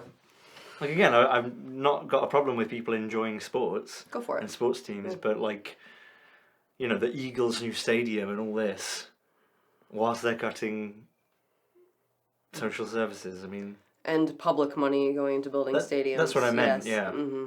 Yeah. Yeah, I mean, they can spend their own money. Yeah, if you're running a private business, having a sports team or whatever, go for it. Use some of your shitloads of profits to build a new stadium if you want one. And I know a lot of people will agree with me or disagree with me on that in America. Like, no, it's important it brings business money in, having like a sports team that's, like nationally recognized and blah, blah, blah. Well, so again, my tax dollars are going to support private businesses? That doesn't seem fair, Anywho, so I guess the answer is it's... You're saying nationalize football? Yeah, I guess we're saying I think that both of us are a bit more detail and issue oriented in our political concerns versus just, one side good, one side evil, no matter what, and there's no room for discussion. There's disgusting shit on both sides. Yeah, I mean, look, I think there's an incredible, there is an incredible amount of footage of police in America doing really heinous shit, illegal shit. I mean, the Uvalde cops, a fucking disgrace. I know, you were just saying the other day, you were like, I think I just realized, like, I can't remember exactly what it was, but you were like, you're talking about like the Hero Bortak guy. Well, the Bortak guy who had enough, yeah. Yeah. Yeah, if you watch the full video footage of that, the security footage, you can like totally see what's going on. Yes. Like antsy, he's like, let's get in there, you know. And the local cops are like, no, I'm scared. Yeah, I mean, I think, you know, they should have been decimated. But, you know, the answer isn't get rid of police. No, it's not. Yeah. It's reform. And that takes a long time. And it's complicated and not, you know, easy. And not just a matter of increasing or decreasing budgets. Yeah. You know. A lot of... The devil's in the details, I think, you know, in a lot of things. Yeah. Yeah. And, I don't know what to say. I guess probably we're both pretty socially liberal, the way that most Americans would think about it. Oh, you mean like, I don't care if you're gay. I don't give a shit. Please get your penis out of my Don't face, hurt though. anybody and do whatever you want. You Yeah. know, in your own bedroom and It's sort of like the wear French what you idea want. of freedom. I don't care. Yeah. Yeah. Do what you want, eh? I need wine for my children. Yeah. Not just for my children, for all children everywhere. Yeah. Yeah, I mean, I think that probably summarized it. Yeah. So, all right. Anything else on that? No, I think as well, just to say, I don't think this is anything particularly insightful, but, you know, and not just America either, certainly not, but so much mental bandwidth when it comes to political issues is taken up by bullshit. Like, we should have the discussion about bathrooms, but is that really the most important thing? Yeah, right. You know, the whole fox hunting thing, like when Britain's like umming and erring about should we help America invade Iraq? Let's talk about fox hunting. Fox hunting was debated more in Like, you know, Parliament. we could talk about that, but maybe it's like not super high priority. Yeah, right maybe now. it's not, yeah. Maybe get to that point after resolving some other... Yeah, I know what you mean. Right. Is that all of them? There was one more question which led into our next topic. Someone said they'd like to hear about some books that we like. That's not the last question. Yeah, it is. We did this? What about that one? Oh, yes, you're right, sorry. Damn. Books then first, or? No. Last one. I forgot about this one. Would you make another film ever? Maybe. I think that what happened with Collaborators, we filmed it right before COVID. And like a few months before, yeah. at the beginning of COVID, I remember talking to someone, and we were both like, well, you know, maybe this is what we need to bring people together. You know, maybe this is... You mean COVID? Yeah, you know, socially. Not like it's a good thing, but maybe that's a silver lining. Yeah. And that didn't happen. And it wasn't like my eyes suddenly opened to, like, oh my God, I never knew the world was like this. You know, I knew that it was corrupt and broken to a degree and everything, but I didn't really realize how selfish people are individually. And it was pretty heartbreaking. You know, where it sort of became clear that people weren't going to take it seriously until they were directly affected. People did not give a shit. And I think that was kind of the revelation to me, was like, oh no, it's not just like the powers that be don't give a shit. Like, oh, no one gives a shit. And obviously loads of people give a shit. Yeah, sure. They just aren't loud about it necessarily. Yeah, and... you know, for me, it's one of those things of like, obviously, I'm proud of Collaborator. I don't think it was great, but I tried. Fucked up the end, but I could admit that. But I felt really guilty after while I was editing it and COVID came. I felt really guilty because it was like, you know, I'd never be able to raise this money now because of COVID, because people need that. And... yeah, like whether you liked Collaborator or not, like, I don't know, man. What would you spend, like 30 grand on it? With what we put in, probably like 33, something like that. Yeah, 32. 33, it could have made a difference to some people with that, and yeah, I don't know. Like it feels like a, you know, even if I made like the sort of best, most socially relevant, beautiful film, it would still feel, to me, self-indulgent. Fiction, you mean? Fiction film, Yeah. Yeah. Yeah. And I don't know. I have mixed feelings about it. I know what you mean. Like, I remember on this time, because that's, after that is when, it was further in after I'd been laid off and, like, went back to work, and then decided to, well, you kind of convinced me to quit my old job and come work with you on YouTube. That's Blame me. No, I mean, I'm grateful, because I like it. This is way better than pouring wine for people that don't give a shit. But that's when we started doing a lot more bizarre summaries as well, which for me was like, and I'm guessing for you as well, was like pretty fulfilling to like talk about like topics that have real relevance in some, even the ones that are, you know, not like important, but they still have like an important element to them. Do you know what I mean? So it's just something that I noticed, like, we started doing a lot more bizarre summaries and a little bit less of like film blogs, which I know we still like doing. Yeah. I'm doing one this month. Yeah. About Orpheus. So that'll be fun. No one will watch that. Yeah, no. Black and white, no. Yeah, right. Yeah, I mean, it's something I definitely noticed in you kind of around that time period, in the first good like year of COVID especially. It was like, I guess, I don't know how you'd say it, just like a sharpening of perspective, maybe. I got really depressed, and it wasn't internal. Yeah. I was really depressed in my 20s because I had manic depression, but that depression was external, if you know what I mean. I do know what you mean. Externally driven. Yeah, you know, and really the truth is as well is that the type of films I want to make, you know, are not commercial. They're very esoteric and kind of like, I mean, I'm fine with it, but can you make a living doing it? Like, they're the sort of films I think that like 15 people in the world would be like, I love that, and everyone else would be like, yeah. fuck is that?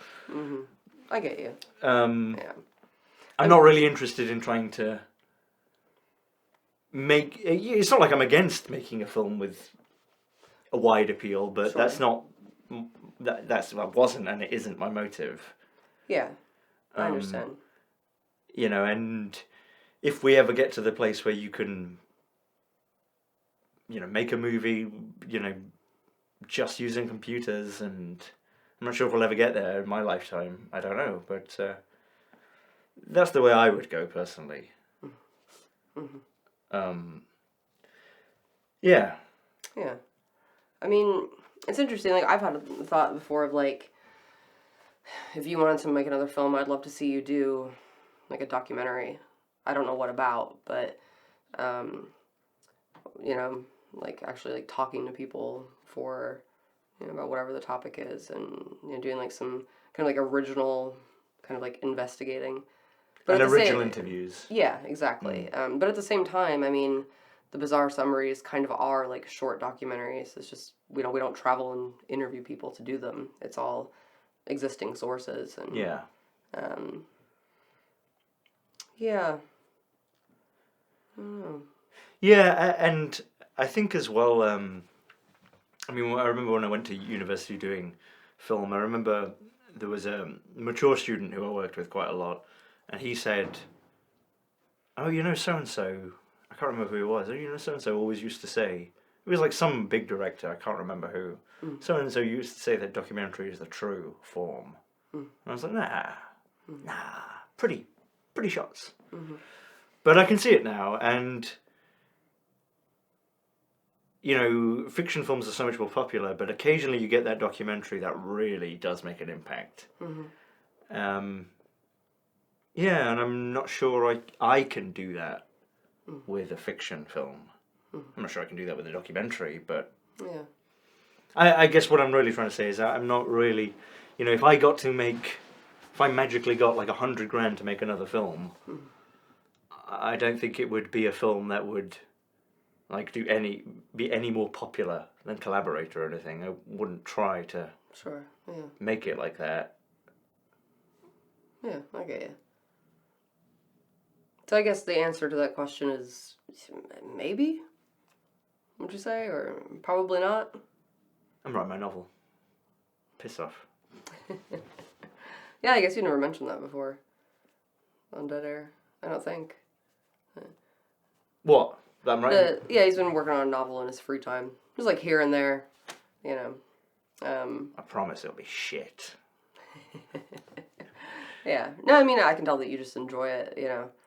Like playing a game, and I can just hear the correct sequence of clicks of like, he's turning off now, and then got a little novel energy. So yeah, it's cool that you're working on that. You know, what I've read of it was fun. So, and because originally I when I was a kid I wanted to be a novelist, like before I got into film even. You know, and even as a kid I remember like reading stuff and it'd be like, yep, novels are dying. Novels are dying. It's all TV, it's all YouTube, and surely that's only gotten worse. So that makes perfect sense that I'm doing that now, as it's slowly. yeah, right, yeah. It's like if I was like, why don't I make money doing my art? It's so unfair. What's your art? Wood carving. Yeah, I get you.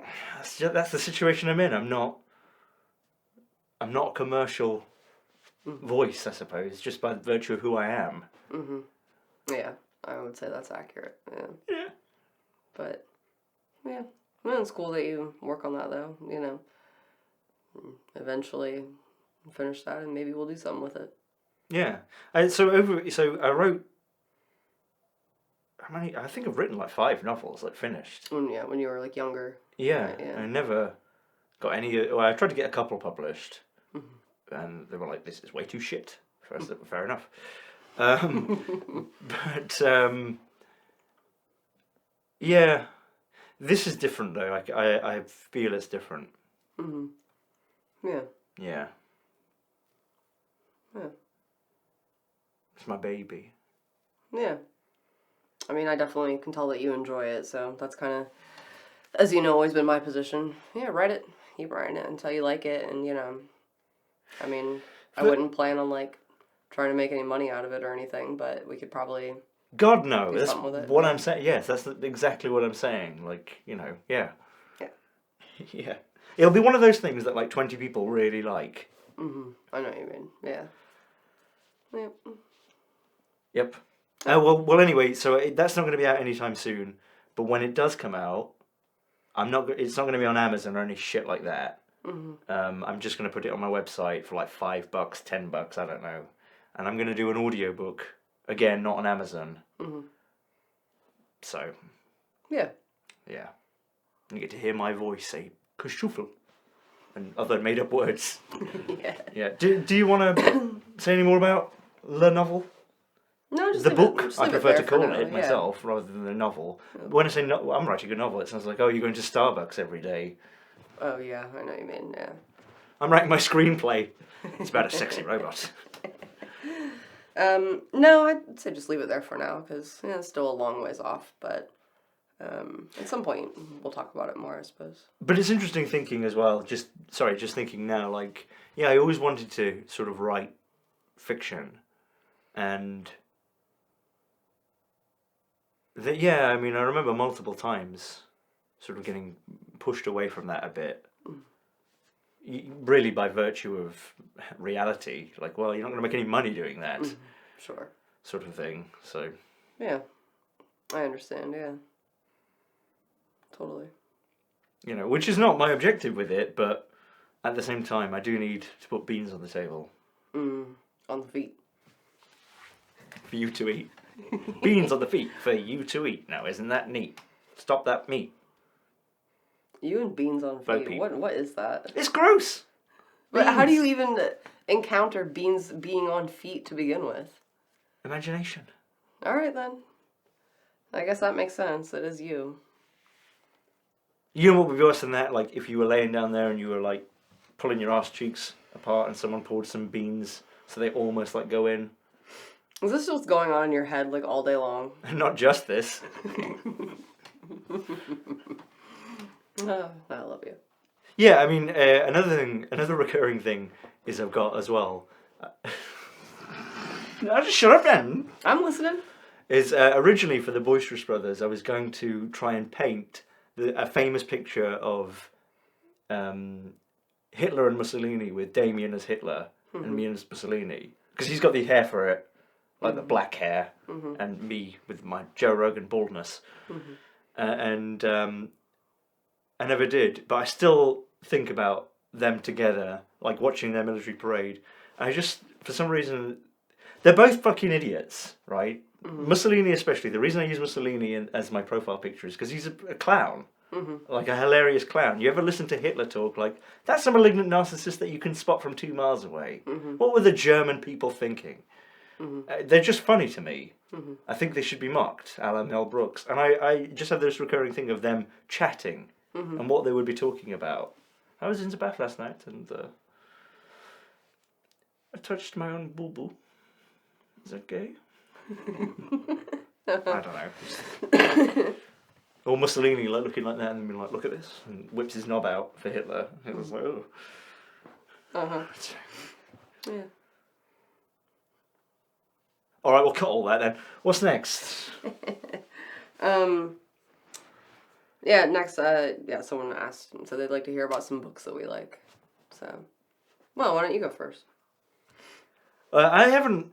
See, I'm writing a novel. I haven't read fiction in a while. But I used to, I mean, books that I've read, books that I like, is what they want to hear that about. You like, right? Yeah. I think my favourite book, I can't even name my favourite film, but I think my favourite book, definitely the book that had the most impact on me, is As I Lay Dying by Faulkner. It's a very simple story about a family taking their dead mother to be buried. And there's a chapter in it. All the chapters are from different people's perspectives in Stream of Consciousness. And there's a chapter in it by Vardaman, who's a 5-year-old who doesn't understand that his mum is dead. And it's like five words. Yeah. And it's just, it was mind-blowing. Right. I mean, I was like 18 when I read it. If you're like 30 or 40, you read it like, but Sure. yeah. So like for a while, probably even now, Faulkner was my favourite writer. I've read loads of his stuff. As I Lay Dying is obviously the famous one. The Sound and the Fury. Absalom. I can't even remember. I think Absalom is the one with all the Haiti stuff, and that's really good. And then The Sound and the Fury is the one with Caddy. I've read quite a few of his. And I also read Soldier's Pay, which was the first one he did, the first novel he did before he got into his Stream of Consciousness stuff. And it's fascinating because it's just like a generic novel. Like if it didn't have Faulkner's name on it, you would never guess he wrote it. So I like that, and that got me into Cormac McCarthy, who wrote The Road, which is a film. That's a really good film adaptation of The Road, but the book is even better. I think I've read everything Cormac McCarthy did. Again, going back to his first thing, The Orchard Keeper, it's not like Soldier's Pay where it's completely different style of writing, but it is different, and it's sort of interesting to sort of see how he progressed in his style from The Orchard Keeper to The Road and... See, I can't even remember now. It's terrible, isn't it? Oh yeah, sorry, I can't remember the other one that I read that I really liked. But mostly what I guess what I'd say is, I do really like certain authors, but I can't think of any authors like I love everything they did. Like I really, really love Heart of Darkness by Conrad. But then Nostromo, not that into, couldn't get into, really. Right. Sort of a bit too much. Yeah.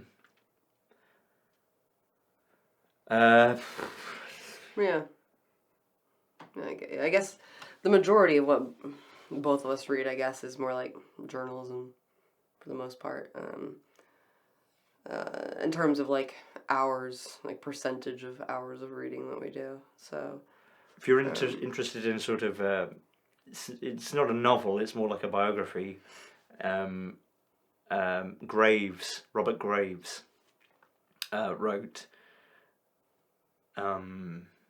Goodbye to All That in the 1920s, which is one of the first accurate, detailed accounts of what World War One was like, and he doesn't hold back, and it's really good.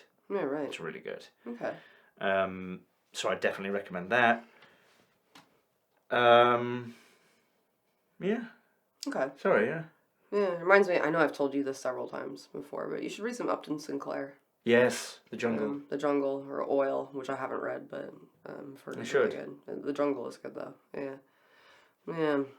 The guy, he was on it. Yep. Slaughterhouse Wife by Vonnegut. Obviously Vonnegut, Indianapolis. Great. Really good. I mean, I remember reading it, and the like first like 2 pages or something is stuff to do with a spaceship. And I remember reading it being like, what the fuck is this shit? And then getting really into it. It's really small, Yeah, but right. it was something. Yeah. Yeah. Okay. Cool. Yeah. And as for non-fiction, I guess The Measure of Man. Mismeasure of Man. Mismeasure of Man, sorry, yeah. Yeah, I know that. I thought that as well. That's one that I'd recommend. So I introduced you to it. Yeah. Yeah. Yeah, really good. It's Stephen Jay Gould, who is kind of like a famous polymath. So like he's like a biologist and like several different things. And he was really interested in like human variation. And the book in particular is about it's kind of a refutation to the bell curve, and also to really a lot of it is kind of like breaking down why IQ is such a flawed measure overall.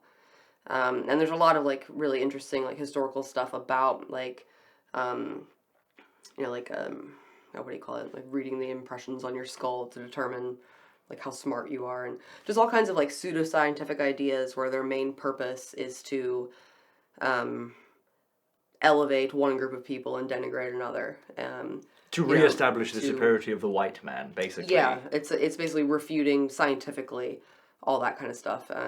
Some of it can get a little bit dense. He does get into like really good explanations of statistics, and like in a way that is That was too much for me. Yeah, I like that stuff. No, I mean I read it, but yeah, it can get a little bit more difficult around there, but if you can get what he's saying, like it makes perfect sense. But that's an amazing book. Yeah, I think probably one of my favorite nonfiction books. Just because like when you see it all together and see like the history of, kind of in a sense what it comes down to is like othering.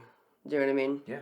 Like, yeah, a lot of it, it's not entirely, but a lot of it is like going through like history of like early science and how different scientists were kind of their time, of course, were kind of obsessed with this idea of like elevating white people as like superior, and it's really good. Yeah. The whole thing about they decide in the 19th century that a bigger brain is obviously better, but then they can't reconcile that with, well, the Iroquois had really small heads and stuff like that, and then they start trying to measure volumes of heads, but it's all bullshit. Yeah, and deeply flawed the way that that some of those experiments were done. Even they were like highly biased the way that they were structured. I can't remember the guy's name, but the dude was really into that stuff and like was trying to make these arguments. He if he saw, for example, like a skull of like a Native American that he thought was too big, it wasn't representative of Native Americans, so he would toss that from the sample. Yeah, just the most blatant scientific blasphemy, that you could do. And it's really good. I wish that Gould was still around. We could use him today. Yeah, I mean, those people weren't functions of science, they were functions of the state. Yeah, and of their own cultures and, their own cultural centrism and ethnocentrism, things like that. Yeah, really good stuff. Any other nonfiction that's popping to mind for you? So I can think of a few. Wikipedia, that's a good one. No, what about you? You like to read. You're big into Stephen King. Yeah, I mean, I read fiction like late in the night, like kind of close to bed, because it helps me sleep. Kind of like I love nonfiction, and I've got a few that I'd recommend. But if I do that like at night, it will like just keep me up. I'll just keep going and like thinking. I need something that kind of like winds me down. So, yeah, I mean, but as far as fiction, I do like Stephen King. I've read a number of Stephen King things since I was a kid, because my mom read them, so we had loads of Stephen King around the house. I probably read it like every 2 years or so, the whole thing. Same with The Stand. And then I love The Wheel of Time. I just go through that whole series on a cycle. Book 6 right now. And I read it for like hour before bed, and it helps me just kind of settle down. So in terms of recommending fiction, I don't have a lot, because I kind of have my ones that I like, and I just return to them and stick to them. Because I guess there's also like a comfort element. Do you know what I mean? No Country for Old Men was the other book by Michael McCarthy I was going to say I really enjoyed, and was also adapted into a good film, but the book is even better. Sorry, just came to me. And maybe worth mentioning Oil, Upton Sinclair, is the book that was the basis of There Will Be Blood. There Will Be Blood, which I've heard is a good adaptation. I mean, I like the movie a lot, but I haven't actually read the story. I need to get to that one. Yeah. The Ragged Trousered Philanthropists. What's that? It's a novel. Okay. It's been a long time since I read it. Okay. All right. Anyway. Yeah, so I was trying to think of some other nonfiction. Guns, Germs, and Steel, I like a lot. Jared Diamond. It's about... how would I summarize this? Guns, Germs, and Steel. It's about how some societies end up like conquering others through the lens of like their geography. Yeah. Which is really interesting to me, and I guess I don't say like a whole lot on it, but I believe he's a geographer, so it's really interesting. We're talking about like just how environmental factors contribute to like Eurasian dominance, for example, at various points in history. It's good. Check that out. And then I really love anything. So it's kind of like the point is like Switzerland wouldn't exist now as a modern neutral state if it was where Mongolia is. Stuff like that. Yeah. Mm-hmm. Yeah, or if different like diseases had occurred, or like the advent of gunpowder, like why it occurred where it did and how that impacted. Very little sulfur in Europe. Right. So it's stuff like that. It's a really interesting, like very specific lens of like looking at like cultural development through history. I haven't read it in probably like 10 years, but it was really good. It sounds good. Anything by Carl Sagan, I really like. God, what was the one? Should have just pulled this up, because I was just going to pull open some of my books and just list a couple. So here we go. Real quick, Empire of Pain, Patrick Radden Keefe.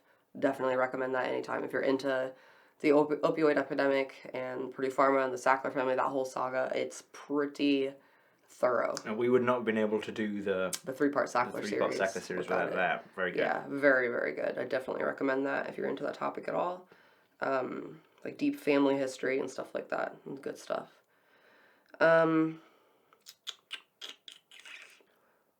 see. Okay, another one. This is kind of not my usual wheelhouse of reading. One that I really liked was High Price by Dr. Carl Hart. He's I believe a neuroscientist. I haven't read this one in many years either. But it's all about drug research and how we've gotten drug research wrong in the war on drugs. And how we have kind of fudged the addictiveness of certain drugs compared to other substances like sugar, sex, money, shopping, all of these things that cause dopamine. And he explains how addiction works and goes through various experiments that he's done. And there's a lot of stuff about like, the crack epidemic. Yeah. I was just about to say, is that the one where they say, have you heard that crack is more addictive than normal Coke? Because it isn't. Mm-hmm. There's no reason to think that sort of thing. Right. Yeah. Okay. Yeah. Very. Because I always thought that. Definitely like a bit of a focus more on like Black Americans in particular, like in the 80s. And he just kind of goes through like how they've dispelled so many of these myths with his research. And he's got some sick hair. I showed you a TED Talk of him. He's got like long dreads, like pulled back. And he's like really cool looking, but he's like a neuroscientist and Anywho, that's cool. A really interesting book. I guess I'd if I was a neuroscientist, I'd walk everywhere around with a top hat. Like Isambard Kingdom Brunel. Have you ever read about the first guy to wear a top hat? Was he lynched? I don't what. The first guy to wear a top hat. Before they became like fashionable. Was that the inventor of the I top hat? saw something about it the other day. I only read a little of it because I was like, that's fucking weird. Yeah, I know what you're gonna say. He had massive encephalitis, and it was a way of covering his enormous Tiefel-like boffin head. No, just a little bit that I read before I got bored was about the first time he wore it out, like in London, like it almost like caused a riot for some reason over this weird hat. I don't know. It almost caused a riot. Like I said, I stopped reading, so I was like, oh, whatever. Oh, thanks for telling us. Yeah, anything by Carl Sagan for sure. The Demon Haunted World is one that I like a lot. 5 minutes later. Hello, yeah, sorry about that. Sorry about that, we're back. Neighbor had to drive to their trash can, and the dog started barking. What's next on? Just a very quick,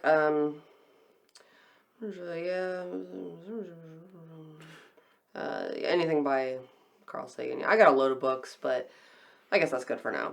That'll get you started, perhaps, if you're interested in stuff we read.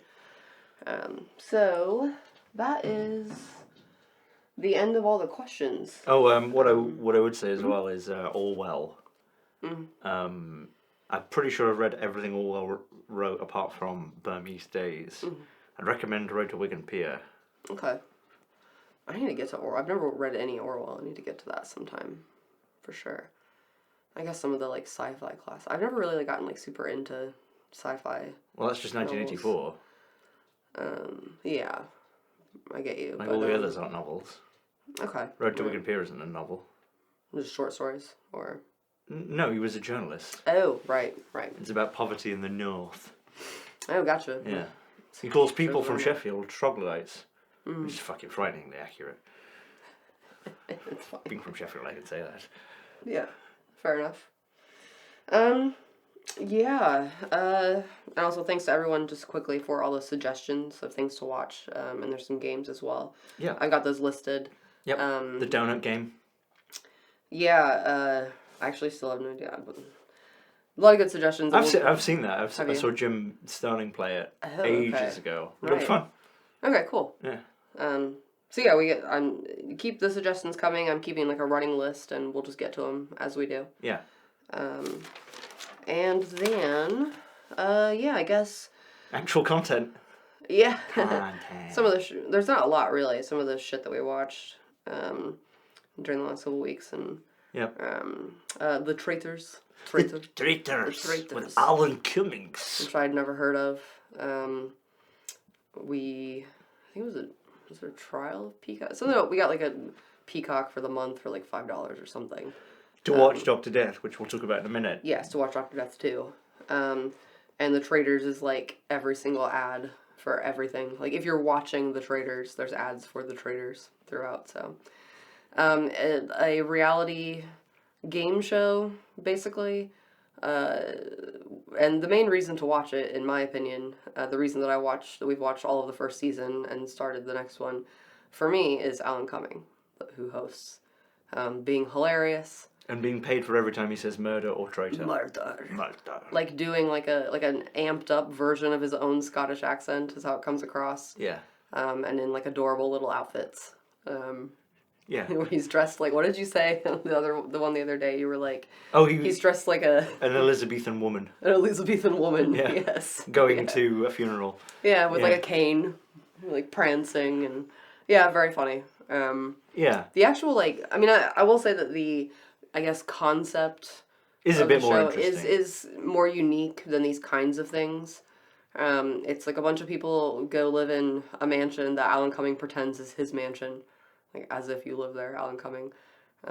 Like a mansion that, maybe it is really old, this mansion, but, like, the first episode, there's a dude, like, yes. Look, do you think these floors aren't original, I don't think. Like, you'd think that the modern style of wooden flooring that looks like it was installed 3 days ago might not be original. You know, you're a genius. I don't think this TV is original either. I don't think this TV's original, yeah. Do you want to explain, like, the concept of the show? It's a game of murder, if you're familiar with that. Essentially, there are murderers or traitors in the group who the rest of the group don't know, who can murder, get rid of someone every day, and the rest of the group have to try and work out who it is and vote them out. Mm-hmm. And then at the end, if there are any traitors left, they take all the money, and if there aren't, the survivors Split the money. split the money. Mm-hmm. Yeah. And in the second season, which is still ongoing, they've kind of changed it a bit, where instead of just the murderers meeting and being like, we'll get rid of them, they actually occasionally maybe have to not physically murder someone, but like get someone to drink from a chalice or something, which was kind of my main criticism of the first series. Is it was impossible for them to work it out. It's it out because there are no clues. Yeah, not really. Other than people's behavior, and they're all people from like other reality shows and like Survivor and like Real Housewives and stuff. So, you know. Do you remember the days when things like this, starring celebrities, would have the celebrities win for their charity? Mm-hmm. Yeah. I guess that's over now. Yeah. It's just win money for yourself, already rich people. Like, why does John Burko need 250 grand? Why does, like, a lady from the Real Housewives of Orange County, who's definitely, like, in the tens of millions of net worth, need $250,000? Or, like, $60,000 if she has to split it with 3 people at the end. It's weird. I mean, obviously they're doing it for attention, I think is the main reason. Exposure.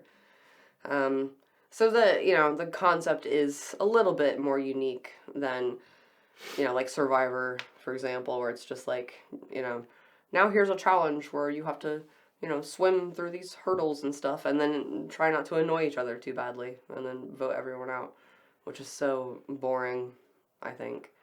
So it's got a little bit of uniqueness, but really, yeah, to me, the reason to watch is Alan Cumming. Every time he shows up, I smile. Yeah, he's funny, yeah. Yeah, it's very funny. Here talking about murder! It's like he's been watching Taggart on repeat. Yeah. Yeah. Very amusing. So I think we watched like all that first season one day while you were ill. Yeah. On the couch. So, yeah, I mean, I really have nothing else to say about that. It's vaguely amusing for shit. Yeah. And the reason we got Peacock for the month was to watch Dr. Death 2, because we both really, really liked the first season about Christopher Dunch, the surgeon, spinal surgeon who, horribly maimed people. This one is about... It's fiction, but there's also documentaries. Yes, that's right. We're talking about the fiction one. Yeah. The fictional, the dramatized version. Yeah. This one's about Paulo... What was his last name? You kept saying Macaroni. Paulo Macaroni. Macarini. Macarini, yeah. Yeah. I didn't say that. One of the characters in it says, "Oh, Dr. Macaroni." I don't think they did say that. They did say that. Oh, okay. They did. Yeah, so Paulo Macaroni. Macarini. Who, yes, was a Italian throat surgeon, who, long story short, developed this artificial trachea made of plastic and came up with this idea of bathing it in stem cells, and then people who either were born without a trachea or their trachea is severely damaged, replacing it, and the idea that the stem cells would cause regeneration of the the throat cells, and it would attach and become more like a natural trachea.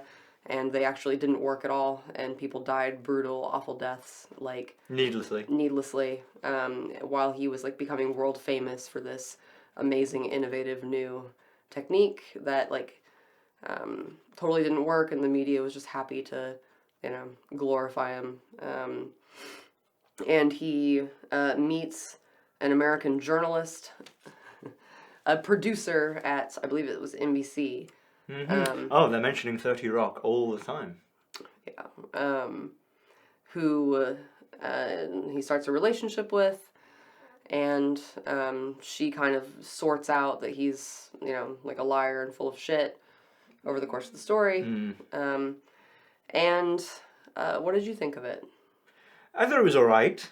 I think that it wasn't anywhere near as compelling as the first season, because the story wasn't.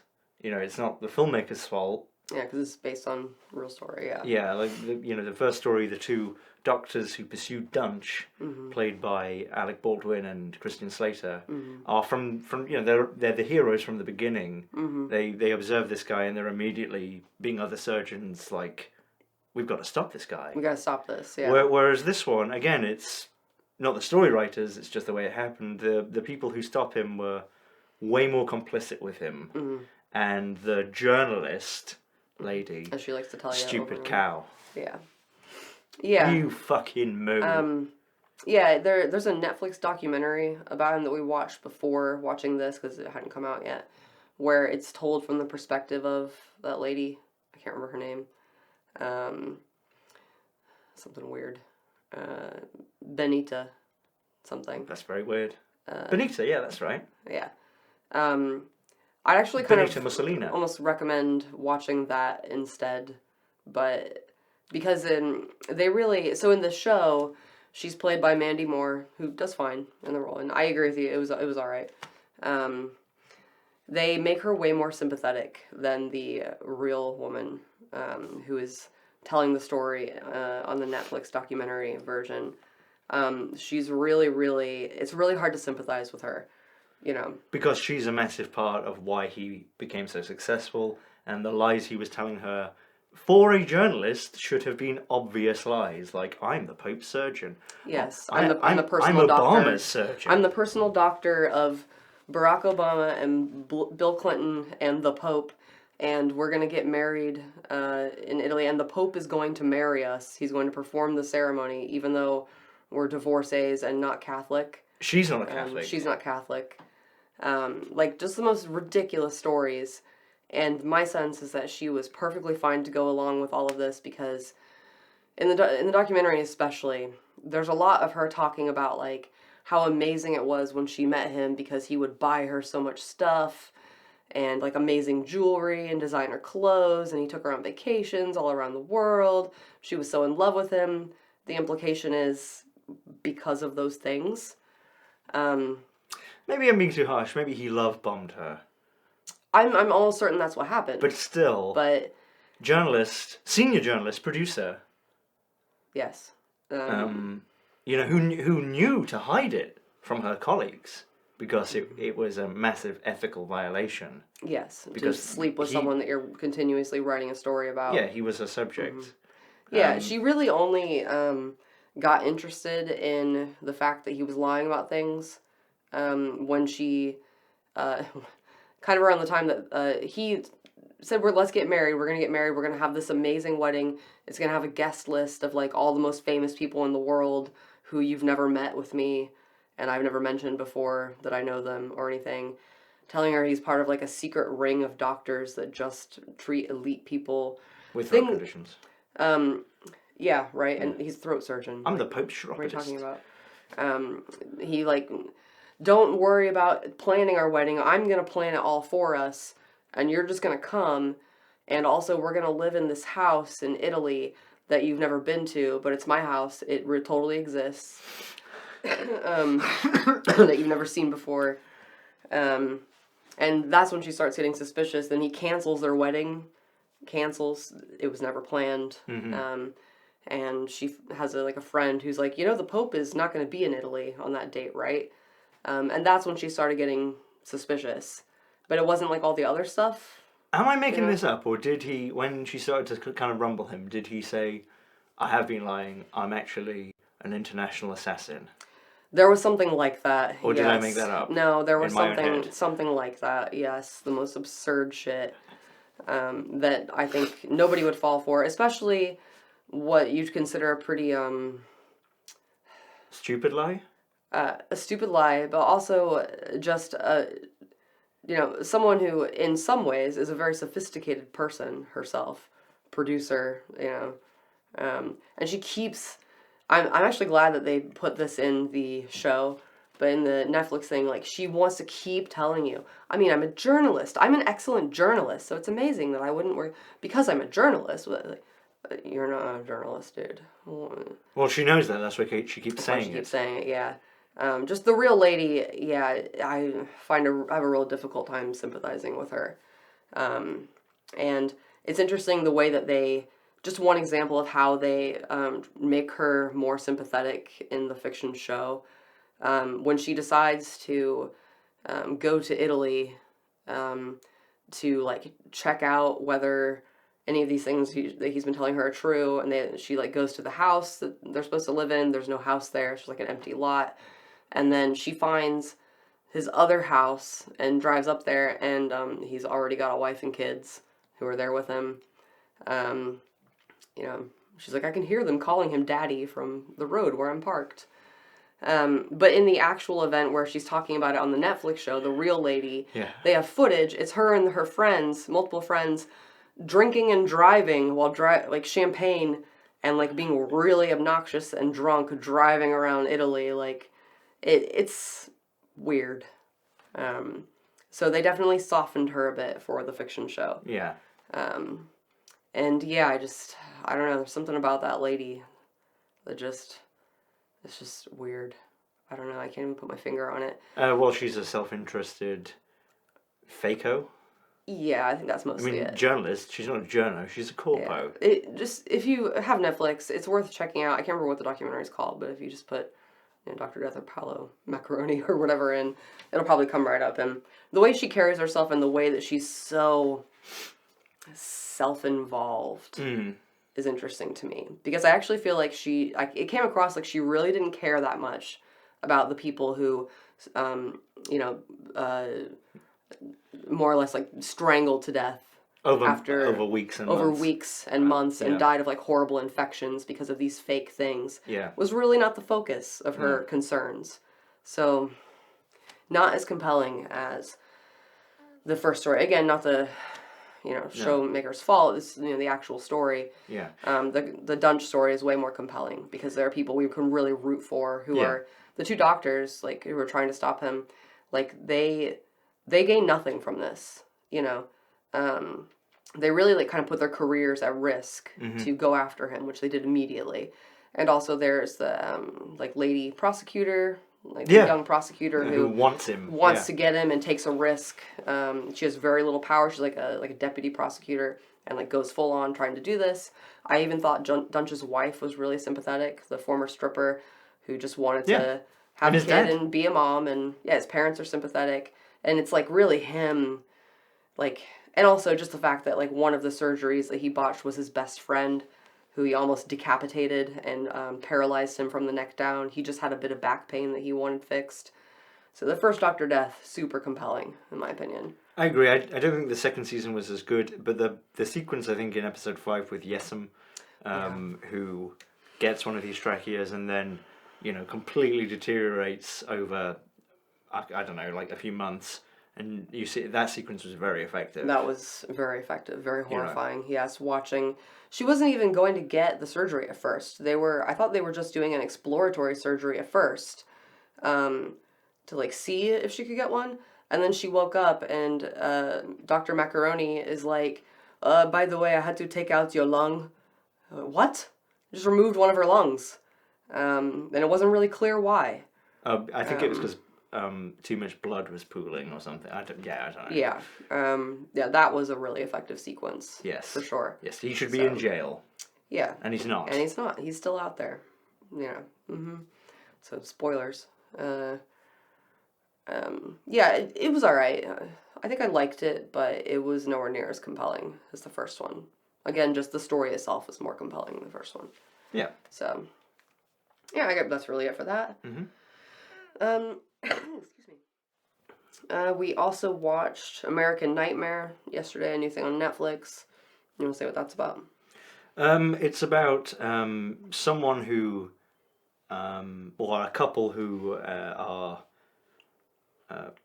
home invaded, burglarized in the middle of the night, and the lady is kidnapped in a bizarre sequence of events, and then she turns up, like, essentially walks home, not unlike the film Gone Girl, a few days later, and the police are like, what the hell is this?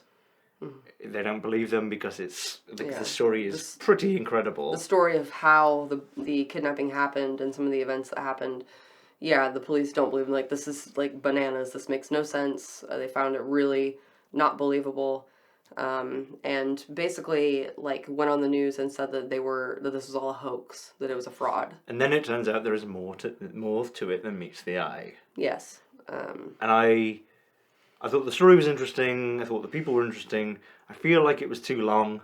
It's 3 episodes at 40 minutes, but it felt like there was quite a lot of just stuff I didn't really care about. I think it could have been a really compelling like hour 90 minutes. hour and a half. Yeah. So standard fare for Netflix. Yeah. But there are interesting elements, you know, when we first were watching it, like the first episode, just like going through the story, we were like, that's weird. Yeah, that doesn't sound very believable. It turns out they were telling the truth. And the police just did not believe them, and there's a lot of fallout from that. So the story is interesting. There wasn't enough on the actual abductor. Yeah, I really wanted to learn more about him as well. Because his behaviour is so bizarre and irrational. Yes. And like, you know, I mean, with anyone who's going to abduct people, yeah, they're mental. Yeah, but he wasn't just like crazy. There was something really weird going on. They gave there was one example of, because he'd broken into people's houses before, and there was one example where a woman, he breaks into her house at night, and he's like, "I'm sorry, I have to rape you now." And she's like, "No, please don't do this. Please don't do this." And I was raped and he goes, before. She says I was raped before. Yes, she says I was raped before. And he was like, I can't do this. I don't want to re-traumatize you. You should really get a dog or something so this doesn't happen again. And just leaves. Like, some weird mental shit, yes. A dog. Yeah, I don't want to... Oh, man, you were raped before. I want to be the prime trauma in people's lives. Right. I don't know. It's very weird, yeah. And, oops, sorry, just threw it. Sorry. Maybe I should put this back down and not have it precariously perched on my knee. Odd job it right in my eyes. I did want to learn more about him. Yeah. Because, like, I want to know more about what's wrong with him. Yeah. Because it is unique. Just the shit that he was doing, like, it is unbelievable sounding. It sounds like mental, you know. And it doesn't sound real that someone would do that shit. But he did. And yeah, I wish there was more. In no way defending him. I mean, he's in jail now for, I assume, the rest of his life. I think they said 40 years. Yeah.